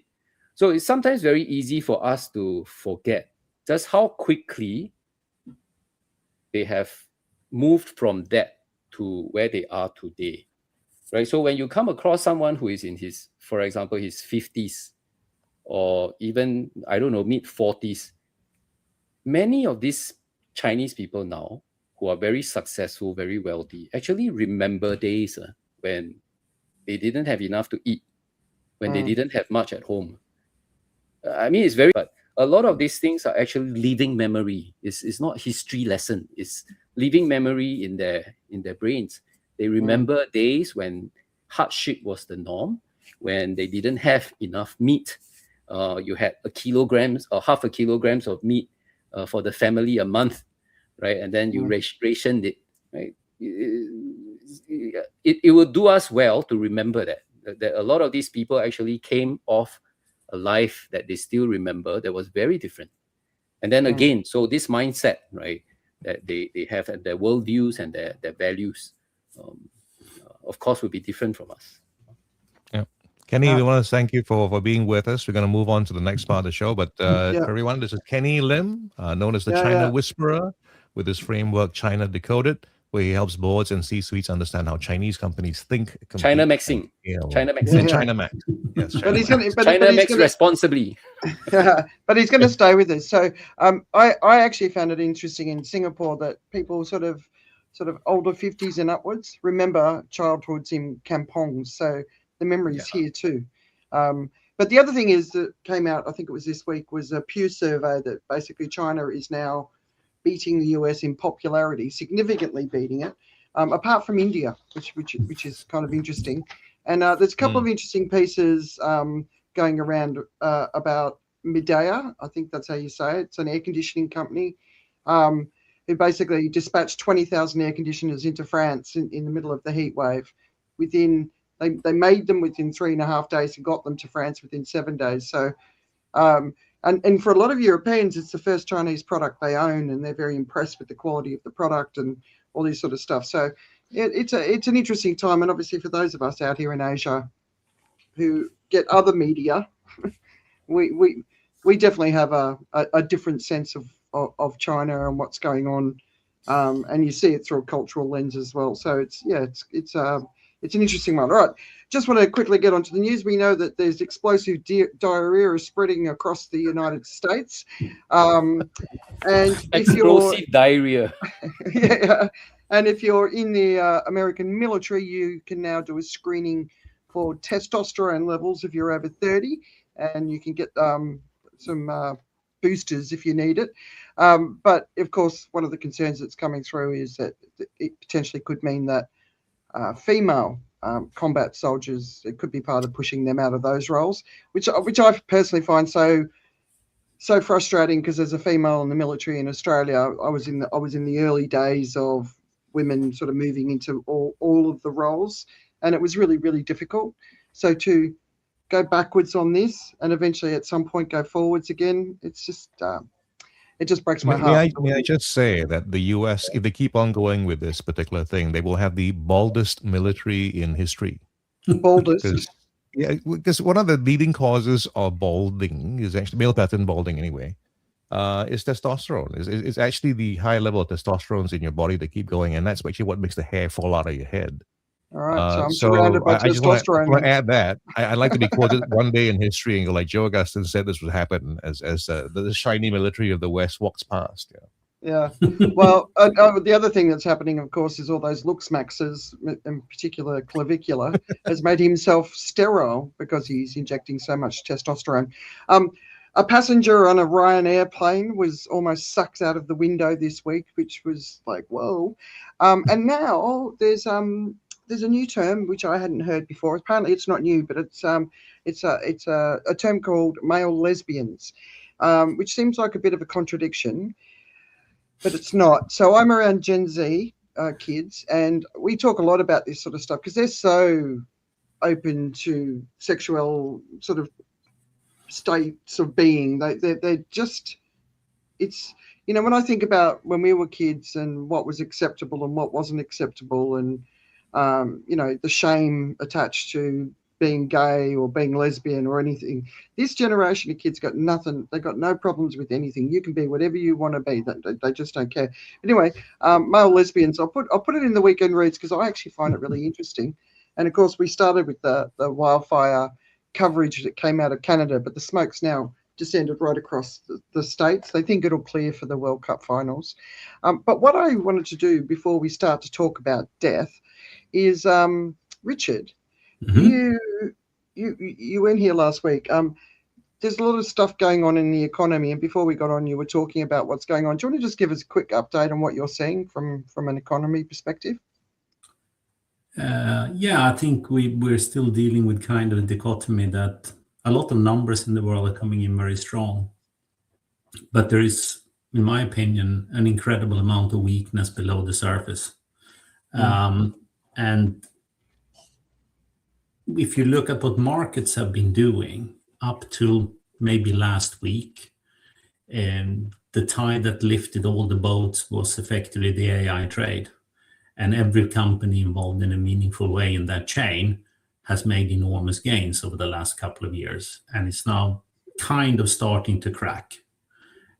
We had an incredibly poor overnight session in Asia where Taiwan got hit extremely hard on the day after that Taiwan Semiconductor reported their results, and they were not bad. But I think you'll always reach a point of saturation when all the people who wanted to be part of this theme and be invested are probably now invested. The valuations are extremely high because they are painting an extraordinarily rosy picture of the future and what the world can become. But there is no one left to buy into that picture anymore because everyone is now invested. On top of that, you have an extraordinary amount of leverage in the system. There was an article out saying that margin buying, where effectively you borrow against the stock you're buying, is at the highest level ever in the US, and has eclipsed sort of the tech bubble 25 years ago. Those are signs of extraordinarily frothy conditions where people are consistently refusing to look at any negatives and are only blindly following the bullish narrative. And it seldom ends well, you know. The South Korean index, the Kospi, made gains of almost 100% last year in dollars. And the won is largely a stable currency anyway, so it's not like you have a currency effect. And this year, in the first 6 months, it advanced another 100%. Oh. Now, those are kind of stock market gains that we've only ever seen 2 or 3 times in modern times. We saw it in the US in the late 90s, and we saw it in Japan in the late 80s. And none of those periods ended particularly well for those stock markets. So there are many pieces of the puzzle out there that tells me that you are in the midst of this perfect storm now, when valuations are extraordinarily high and everyone who kind of liked the narrative is invested. So who is going to come and take me out of my position from here? What about the resumption of war with Iran? How's that playing out? Yeah, I'm sure it's kind of the spark, or, you know, the straw that broke the camel's back, because crude prices have bounced $10-15. The US is in the middle of its driving season, and the effect on fuel is much, much higher in the US than elsewhere in the world, because they have much lower taxes. So the pass-through is progressively much bigger. It's going to affect the US consumer considerably, and you will see it, no doubt, in confidence numbers coming here over the next couple of weeks, that when fuel prices do this in the US, the consumer is not very happy, and it's going to affect spending. And it poses a huge dilemma to the central banks, who probably kind of felt, oh, the conflict is over, crude prices are coming down, we're not seeing the pass-through into the inflation that we might have feared just a month ago. You now back up against the ropes, taking it full throttle, because now you're going to print some very, very ugly inflation numbers over the next month or two. And it will be hard for the central banks not to hike, because they have no credibility left. All right, let's bring us back here to talk about death. But so, time frame to crash. Any predictions? October is always a nasty month. Let's put it that way. Yeah, that's what I said last week. David thinks it's August. I said October last week. Yeah, I think August is always bad, but I think I mean, I'm not sure it's going to crash. But anyway, it's you know, this thing, who's going to buy in next? You'd be surprised. And I think there's so much bad news already out, and everybody's shaking it and ignoring it.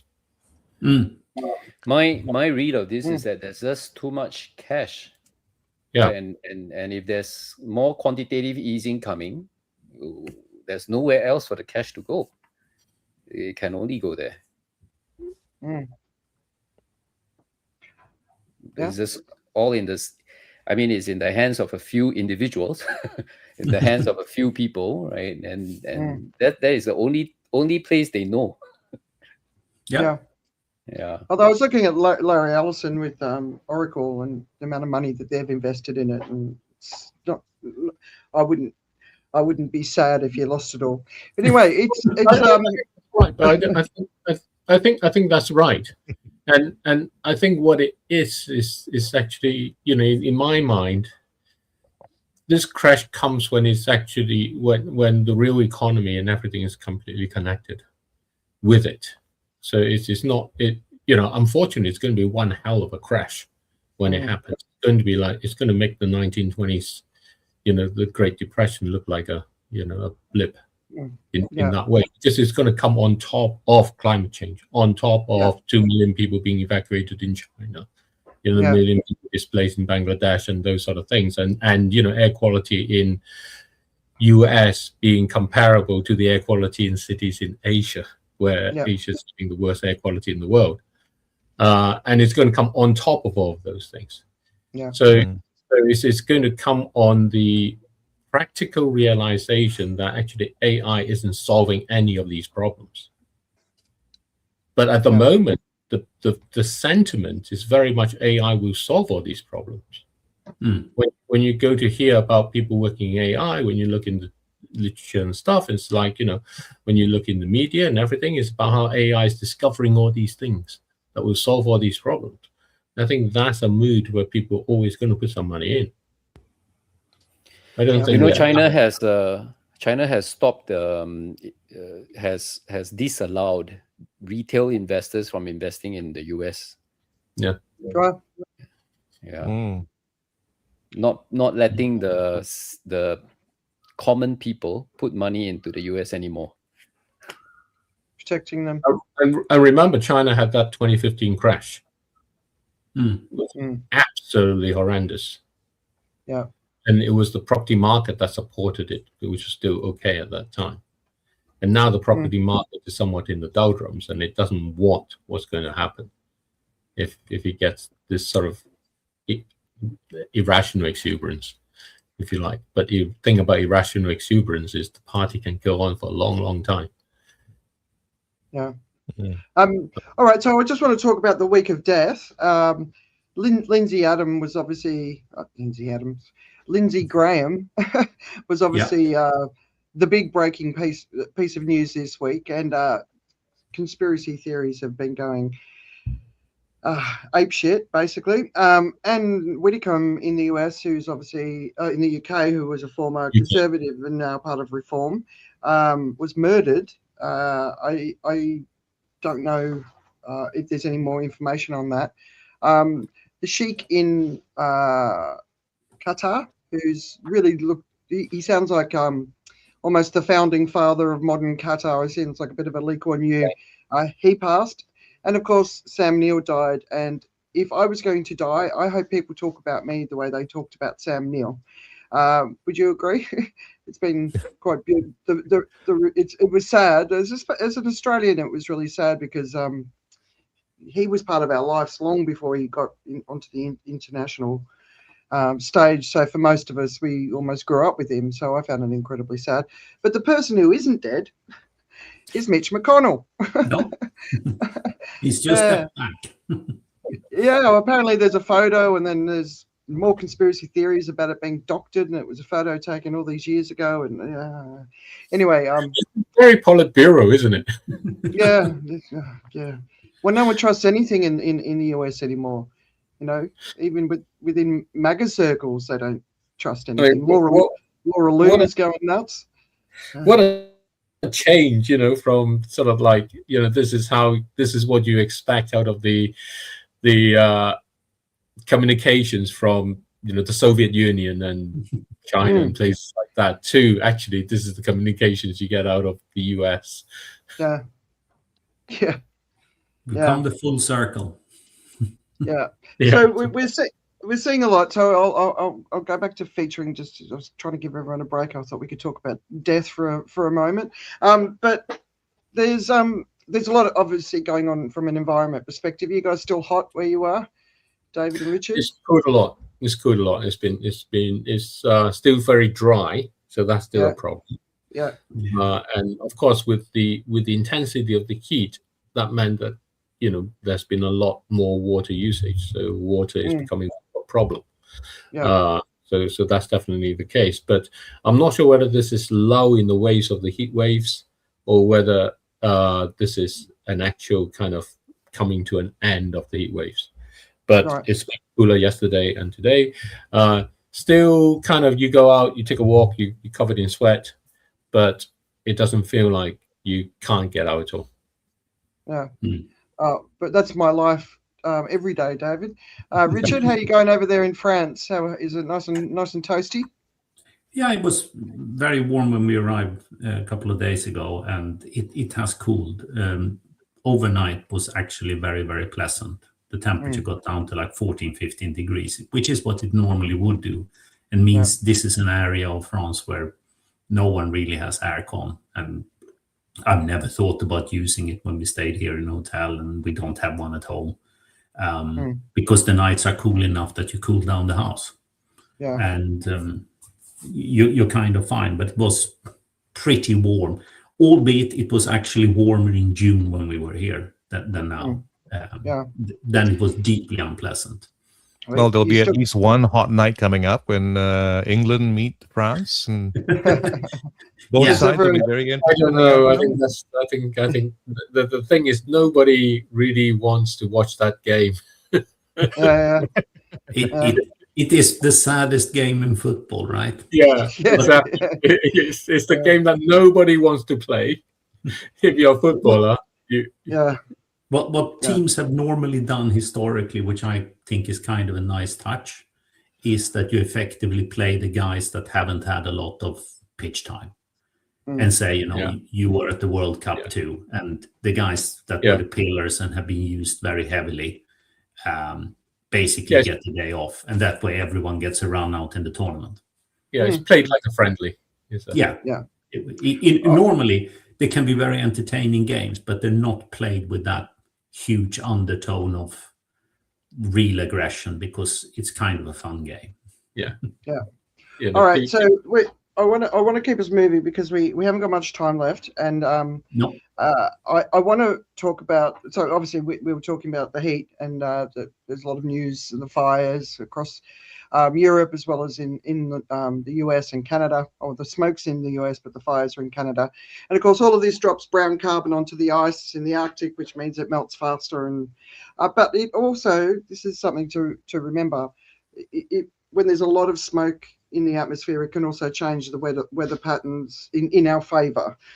So a lot of the information that's coming out now, the scientists are always finishing with, but it's not certain. And it's this sort of stuff that adds the uncertainties. But there is one prediction, and it's from Sheikh Hausvater,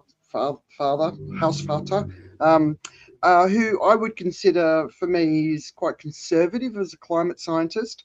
And he published a piece called "The Strongest El Nino Ever."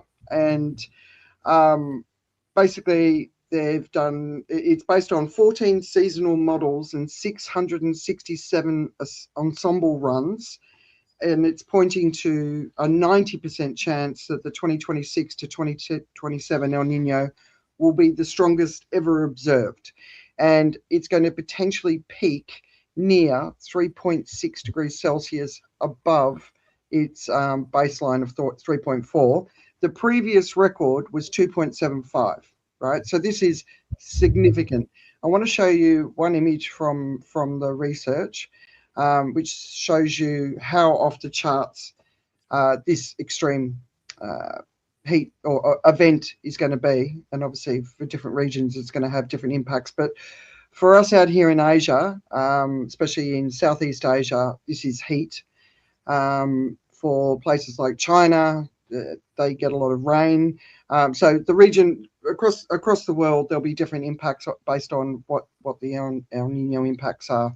But then there was also this other report as well, just to give you a sense of it's growing. So this is by July, it's already running extremely hot.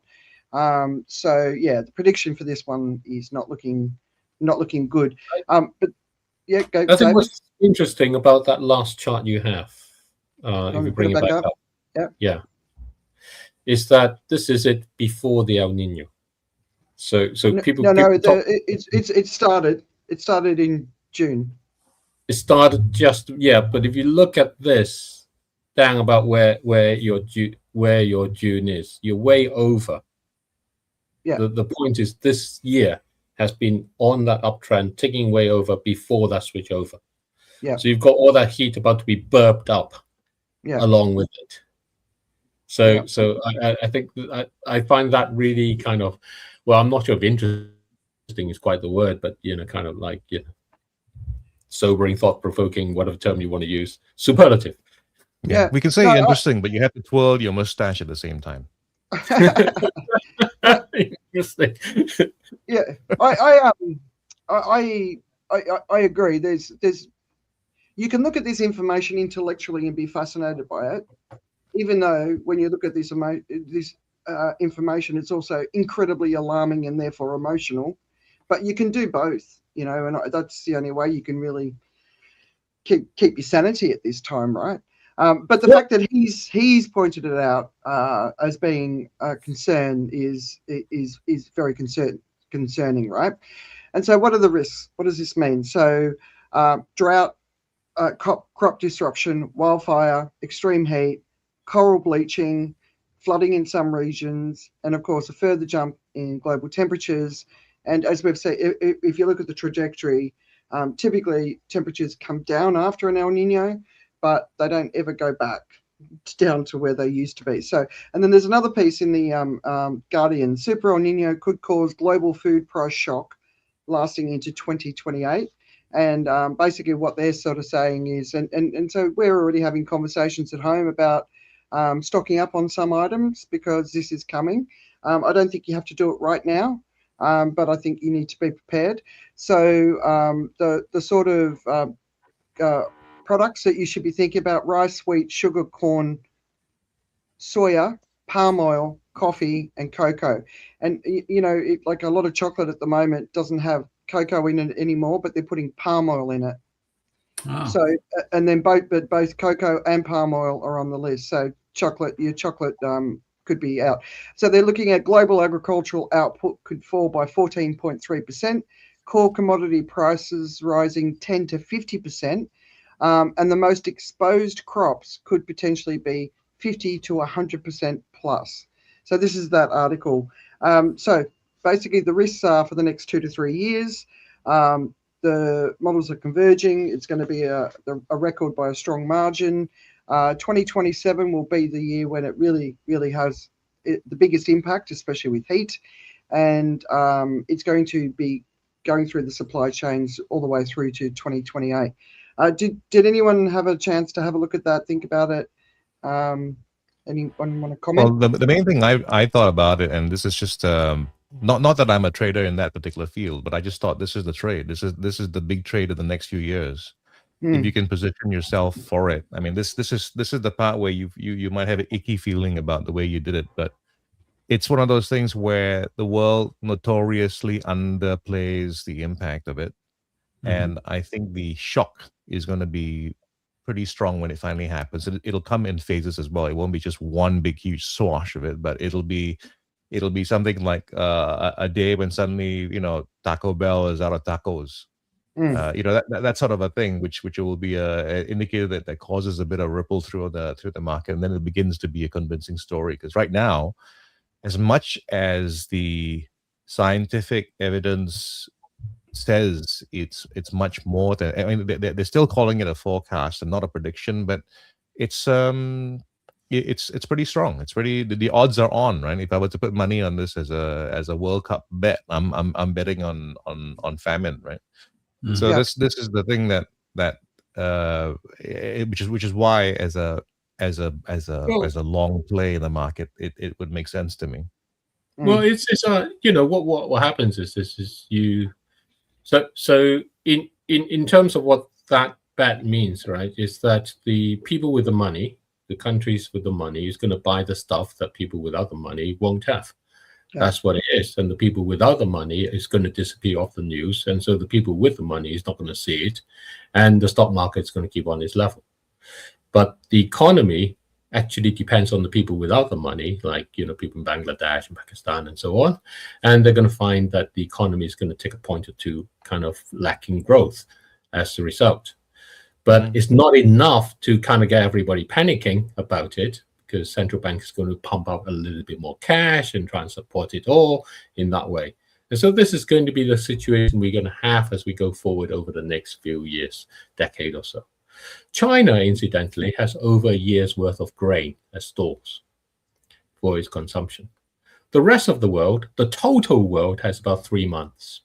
So if China is 1/5 of the population, and the rest, and it has 1 whole year, and the rest of the world has a quarter of a year, that leaves something like 1/20 of the year for the rest of the world. That's less than a month. So You might have moved Kenny's retirement plans up a few months. Yeah. So that's the sort of, and China is in that situation exactly as Kenny explained. It does not ever want to be in that situation again. It's not doing it because it thinks, it needs to hoard it for the rest of the world, but it actually sees that it needs to be able to stand, it needs to be able to cope, it has its people to manage, it has an obligation to its population. Its government actually feels that as its mandate. The Chinese government actually feel that it has a mandate to its population, not just to its voters.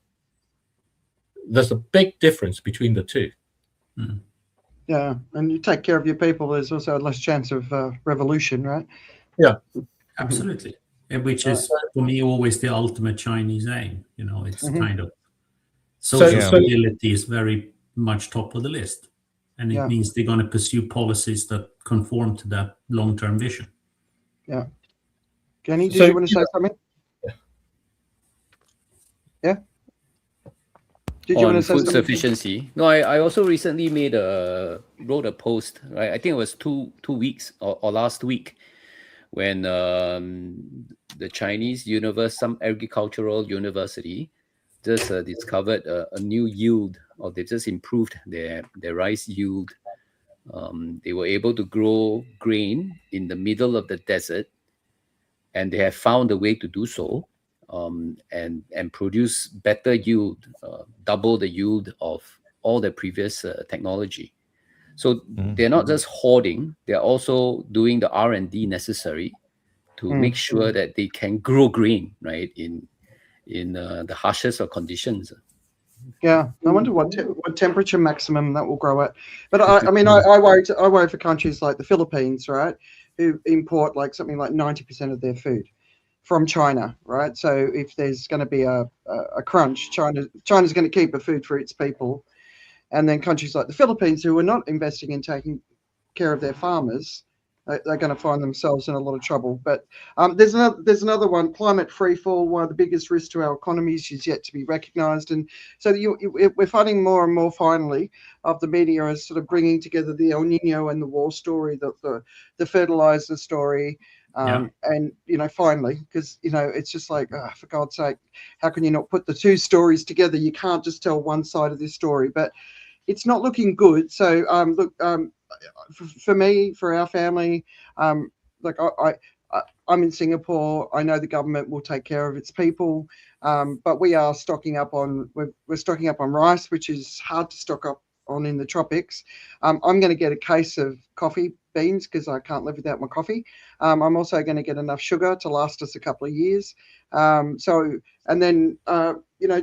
keeping an eye on things. But if there's something you can do now, because while the food's available now, it's and not at a higher cost if you can afford to do it. Of course, a lot of people can't afford to do it. But is anyone sort of going to do anything for the next couple of years to sort of get themselves prepared? I'm growing more food.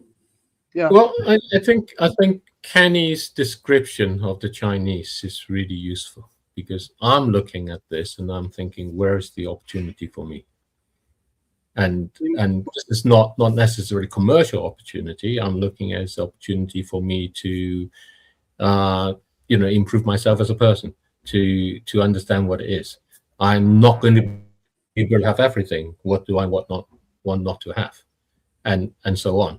So I think we are often very, very much thinking, this is the comfort zone we're used to. We have these things in here. How can I keep them in here? And that sets up this kind of approach towards something like climate change, as trying to say, how can I build a seawall here? How can I kind of build a water tank there and do all those things? Ultimately, climate change is just nature taking back over. It's saying, you humans have controlled the planet for that time. It's about time you kind of step aside. Yeah, exactly.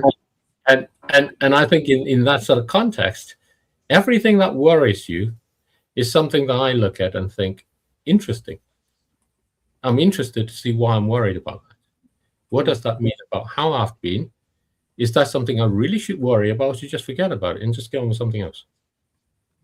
I think that's kind of a different view to saying, And I do, think I need to grow more things. I've been experimenting with growing things and all that way. I'm beginning to feel I've got kind of greenish fingers as a result.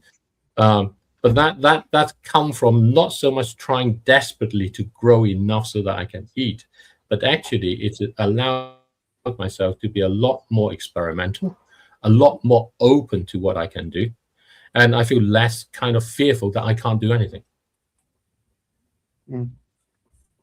So, all right. Anyone else? Anyone want to jump in quickly? No. All right. I want to ask. So we had what was the name from the Catholic Church, Laudato Si? Lorna Go? Yep. We had Lorna on last year, and she was amazing. And of course, she's still doing incredible work. But the Church of England went to had a vote this week on whether or not it should rewild 30% of its land, and it owns an extraordinary amount of what is it? So if it rewilded 30%, that's 42,500 hectares, and it chose not to do it. And I'm so shocked by that. What did you guys, you in the UK, think? I mean, interestingly, I think the Church of England is still kind of suffering from the episode with Wonga, this payday lender, this basically loan shark lender that it had invested in without realizing it had invested in. So it's taking on since a very kind of cautious role in everything. Should it rewild? I think there are different degrees of rewilding that can sort of says it can be useful or whatever. But the fact is, you can rewild all the churchyards. Yeah, exactly. And turn them into ecology lessons and actually make money out of it if you want to. But maybe that's just too Chinese a way of doing this. No, they should. It's a shame. Yeah. No, it's disappointing. And with King Charles still the head of the church, right? And he's such a greenie, you'd sort of think it would have happened. But yeah, so there's lots of other things that I've put in the agenda for us to cover. Obviously, we've got whatever's going to happen with Iran. We've got so Trump obviously flew back from Turkey in the old Air Force One, making a claim that the new Air Force One was going to the UK so that the British American troops could see this new plane. And then it turns out there was not enough security on the plane, and there was an Iranian assassination attempt that the Israelis had told the Americans about, and now these 4 journalists from the New York Times have been subpoenaed, trying to work out who got that information. It's like, it's all good fun.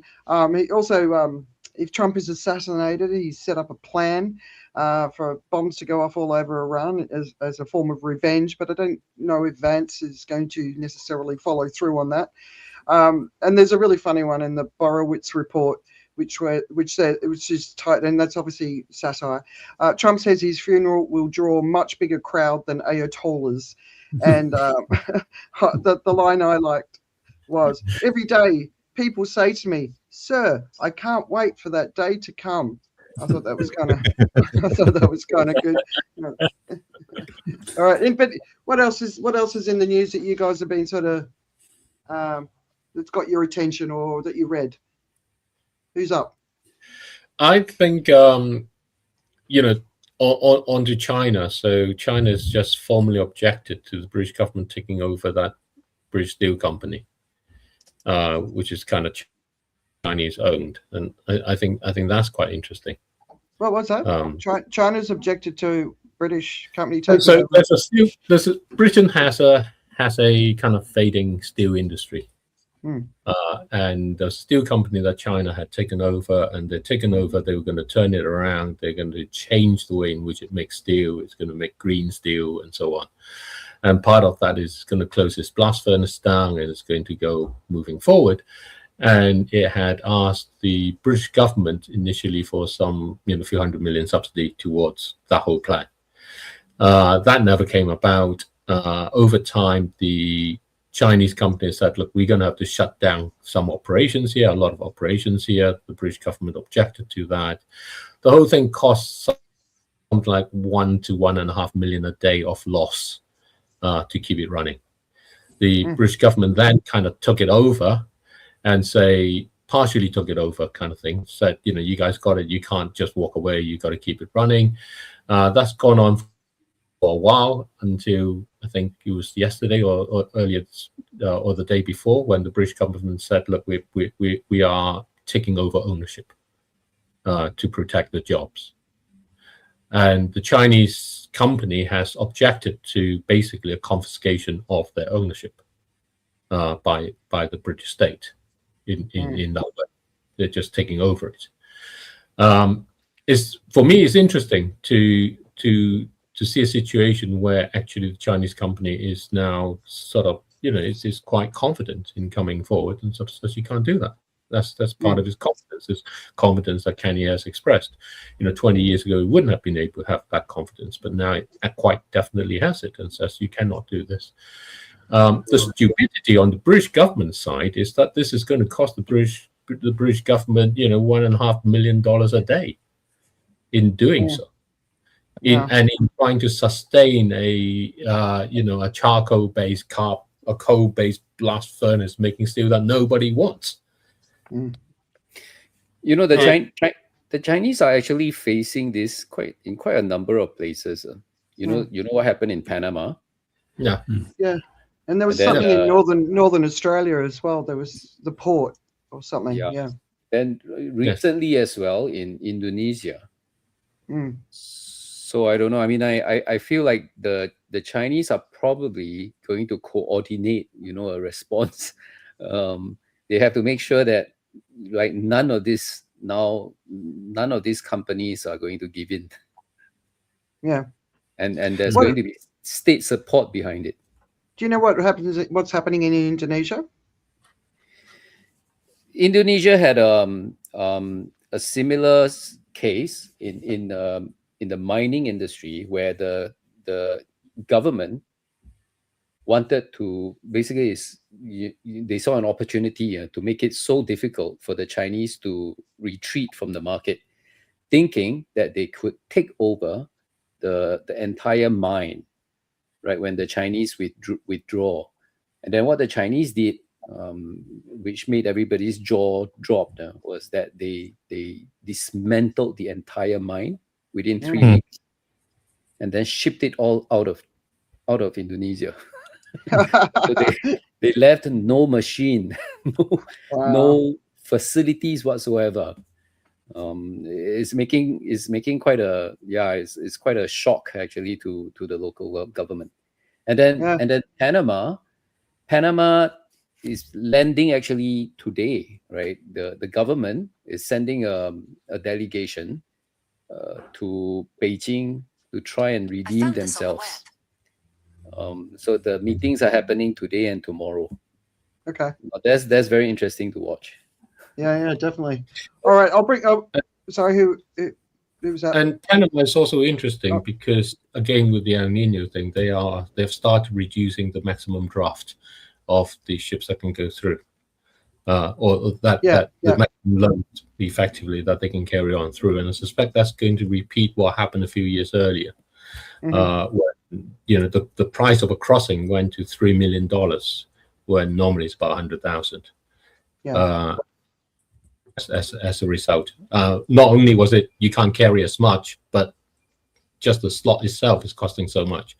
So I think in terms of when the stock market crash, all these things will need to eat into the economy, from the opposite side to the kind of irrational exuberance and the expansion. And what you have is your government standing in the middle trying to support it all. So that's why I think when it goes, it's going to be horrible. But it just doesn't feel like people are really talking about the fact that they can't really support it or whatever it is. All right, so I'm just going to bring everyone. Wait a minute, my mouse isn't working. Bring us all back up, as it's our last show for the season. Rather than doing what's keeping you distracted, I wanted to ask everyone it's a hard time, and some of us cope better than others. Some people aren't coping at all. That's why mental health is on the agenda for pretty much every government in the world. They know it's a problem, and they know it's going to get worse. So before we finish the show, and I don't know when we're going to be back, but who wants to start? I mean, I'm looking at the screen. Maybe we just start with David. Ideas, advice, recommendations, just for people in the coming weeks, months, even years. Mindset, behavior. Yeah, absolutely. My 6-step program, the Thrive Academy, it's kind of like how you end up referring yourself. I think I had a conversation with a guy who is a Nepalese civil engineer, and he's very much into what's called the Vastu, which is a kind of a Hindu equivalent of feng shui. About the same time, kind of like 5,000 years or so, and a lot of spirituality in it, but it's much more of a spiritual approach, much more in that way. Yeah.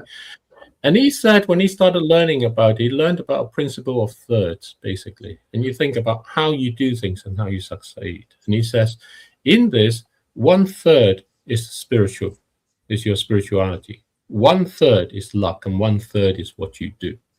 It's quite interesting. Because since the Enlightenment, we've chucked the spiritual out. We haven't chucked it out, we've just kind of ignored it because it's always there in that sense. With the luck part, our kind of advances in science technology has kind of pushed it away so that we think we can manage it. So we make our own effort from 1/3 into close to, at least over 50%, close to 2/3 in that way. So we think it's all up to our own effort, it's what we can do, and all that's how we succeed. But what climate change is doing is throwing that 1/3 of the luck out the window in terms of our ability to control it. And actually what it's revealing is that luck is not luck, it's nature. It's a question whether we control nature or nature controls us, and it's coming back. So we need this spiritual side to work with us. And that's a spiritual side that says when we look at something that worries us, let's just connect to it spiritually as well. Because with that, we're going to be able to find the best place for our effort so that we can actually get back to something like 2/3 in terms of whether we're able to progress ahead. And nature is going to throw things at us, whichever way it does. That's what the El Nino and things along with it. And if we're able to blend that spiritual side back with the nature, we're going to be able to move along with it better. We're going to use that to see where the real opportunities are. And that's what that 6-step program is really about, thriving at nature's pace. And the way to do that is come together as the Thrive Academy. That's my shout. All right. Richard, I know you've got to jump off. I think spirituality is a massive part of the story. Richard, do you want to quickly say what you need to say before you need to go? Yeah, I think that David is describing super important, and we're both extreme fans of experimenting. And I think each and every one of us will, over the course of the next couple of years, need to find new ways of doing things, because the old system is crumbling, and what you got used to will no longer be there to serve you and provide for you, because we're running out of money. So it will be down to each and every one of us to find new ways of supplementing income, growing stuff that you will not find in the supermarket anymore, and finding new ways how to do things. Is like, it's how evolution happens. We try new things, and what works we stick with, and what doesn't work we discard. And I think it's going to be falling on each and every one of us to do a lot more of that as we forge new ways to cope with what nature is throwing at us, because nature's going to throw a lot. It's going to get seriously ugly here. Yeah. All right, Joe. I know you got to jump off, Richard. So. Yeah. So of late, I've been doing quite a bit of training with high-level executives, and I've noticed also when I meet them, I realize that they're quite enlightened in terms of their perspective and mindset.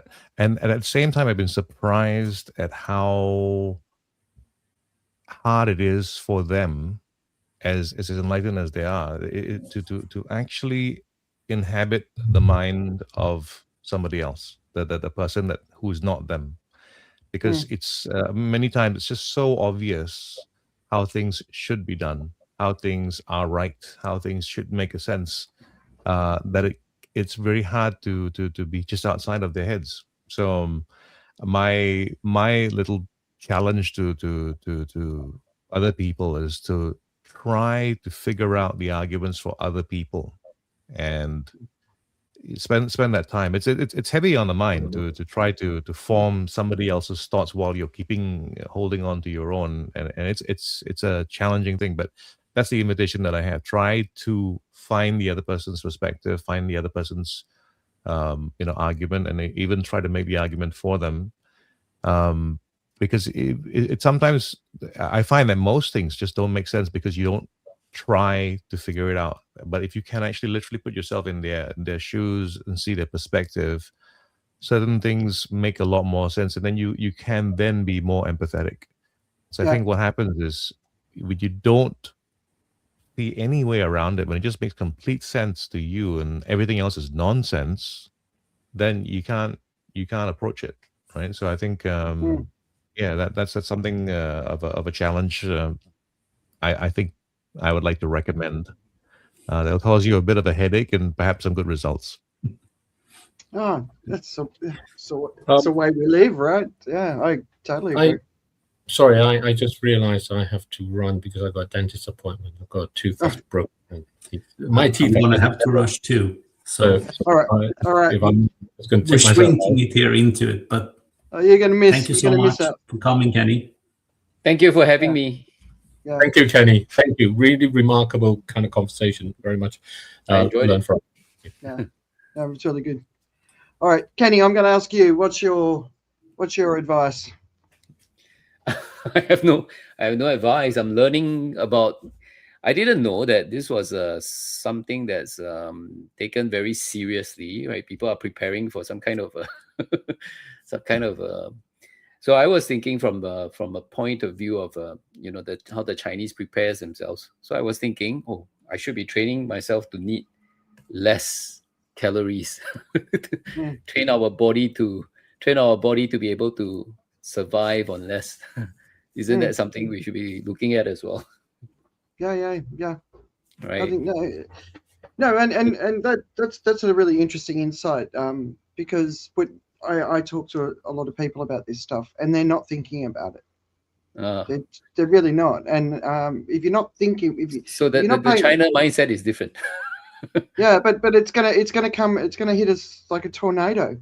The impacts of this, and no one's going to get away, right? Like even wealthy people will pay higher prices, right? So it's coming, and heat, for the poorest people, especially in Asia. I used to live in Thailand. I'm just thinking the people living under tin roofs, right? The heat has already been shockingly bad in the last few years, the last El Niño. But this prediction that's coming up, and the governments aren't going to do what they need to do to get ready. They're just not. And water shortages because of water evaporation, food inflation, or just not even being available. Heat. It's pretty frightening. I think we do have to bring forward the plans to be living in China. Yeah, well, they're gonna. I mean, if any country can deal with this, I think China has as good a chance as any. It's better chance than any. All right. So mine is so my greatest concern is that once people really start to come to terms with what is actually happening in the world from an environment perspective, as well as geopolitics, because all of this comes together, and then authoritarianism is a higher risk. So it all comes together. That's why it's the polycrisis, right? And so my great concern is that the world gets overwhelmed with despair. And when people are overwhelmed with despair, they can't do anything, right? So the important thing is, if you don't want to dig into the details because you don't want to go into the despair, listen to the people who've spent the years understanding it. And there's lots of people around the world who've spent years and years and years. They've gone through the despair. They've survived it. They've come out the other side, and they're trying to warn the world, right?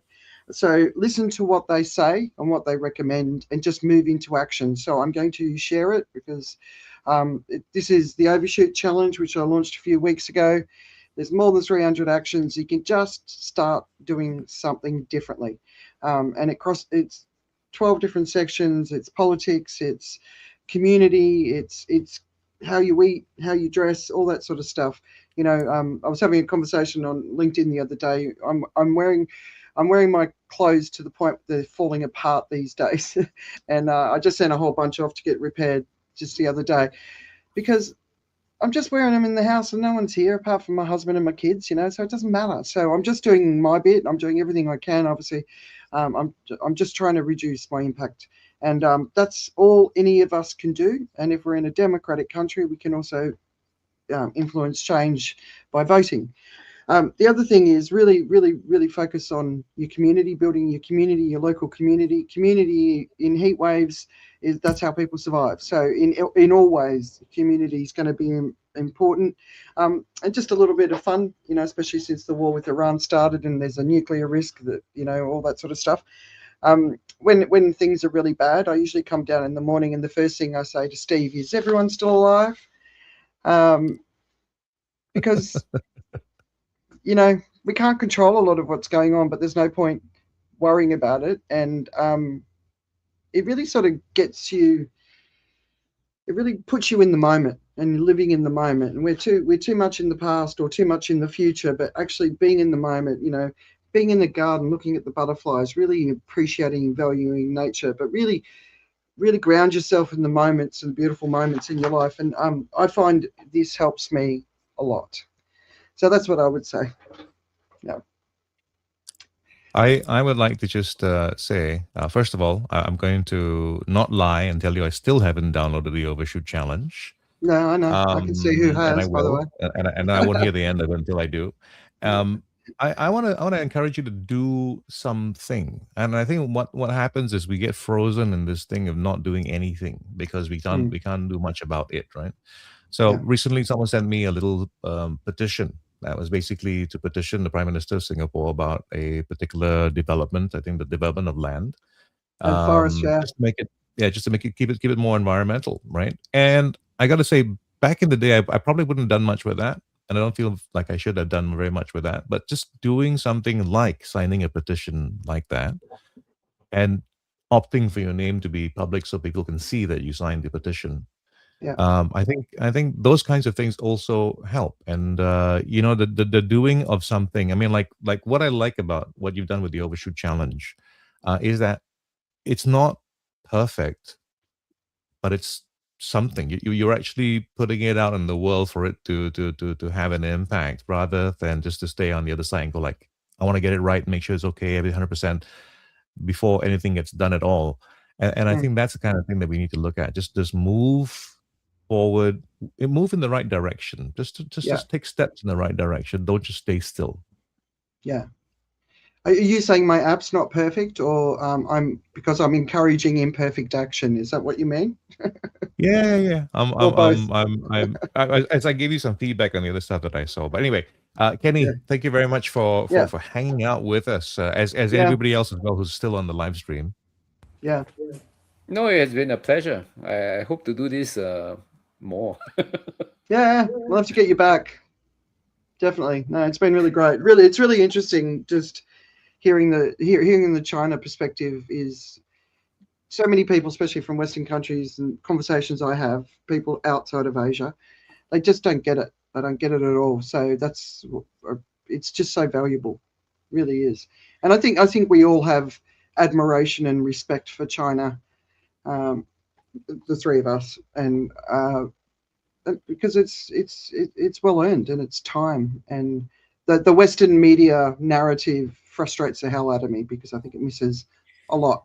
But I think we have a lot to look forward to, right? I mean, that example I gave, right? This lens at the moment is just because on the other side there's no light.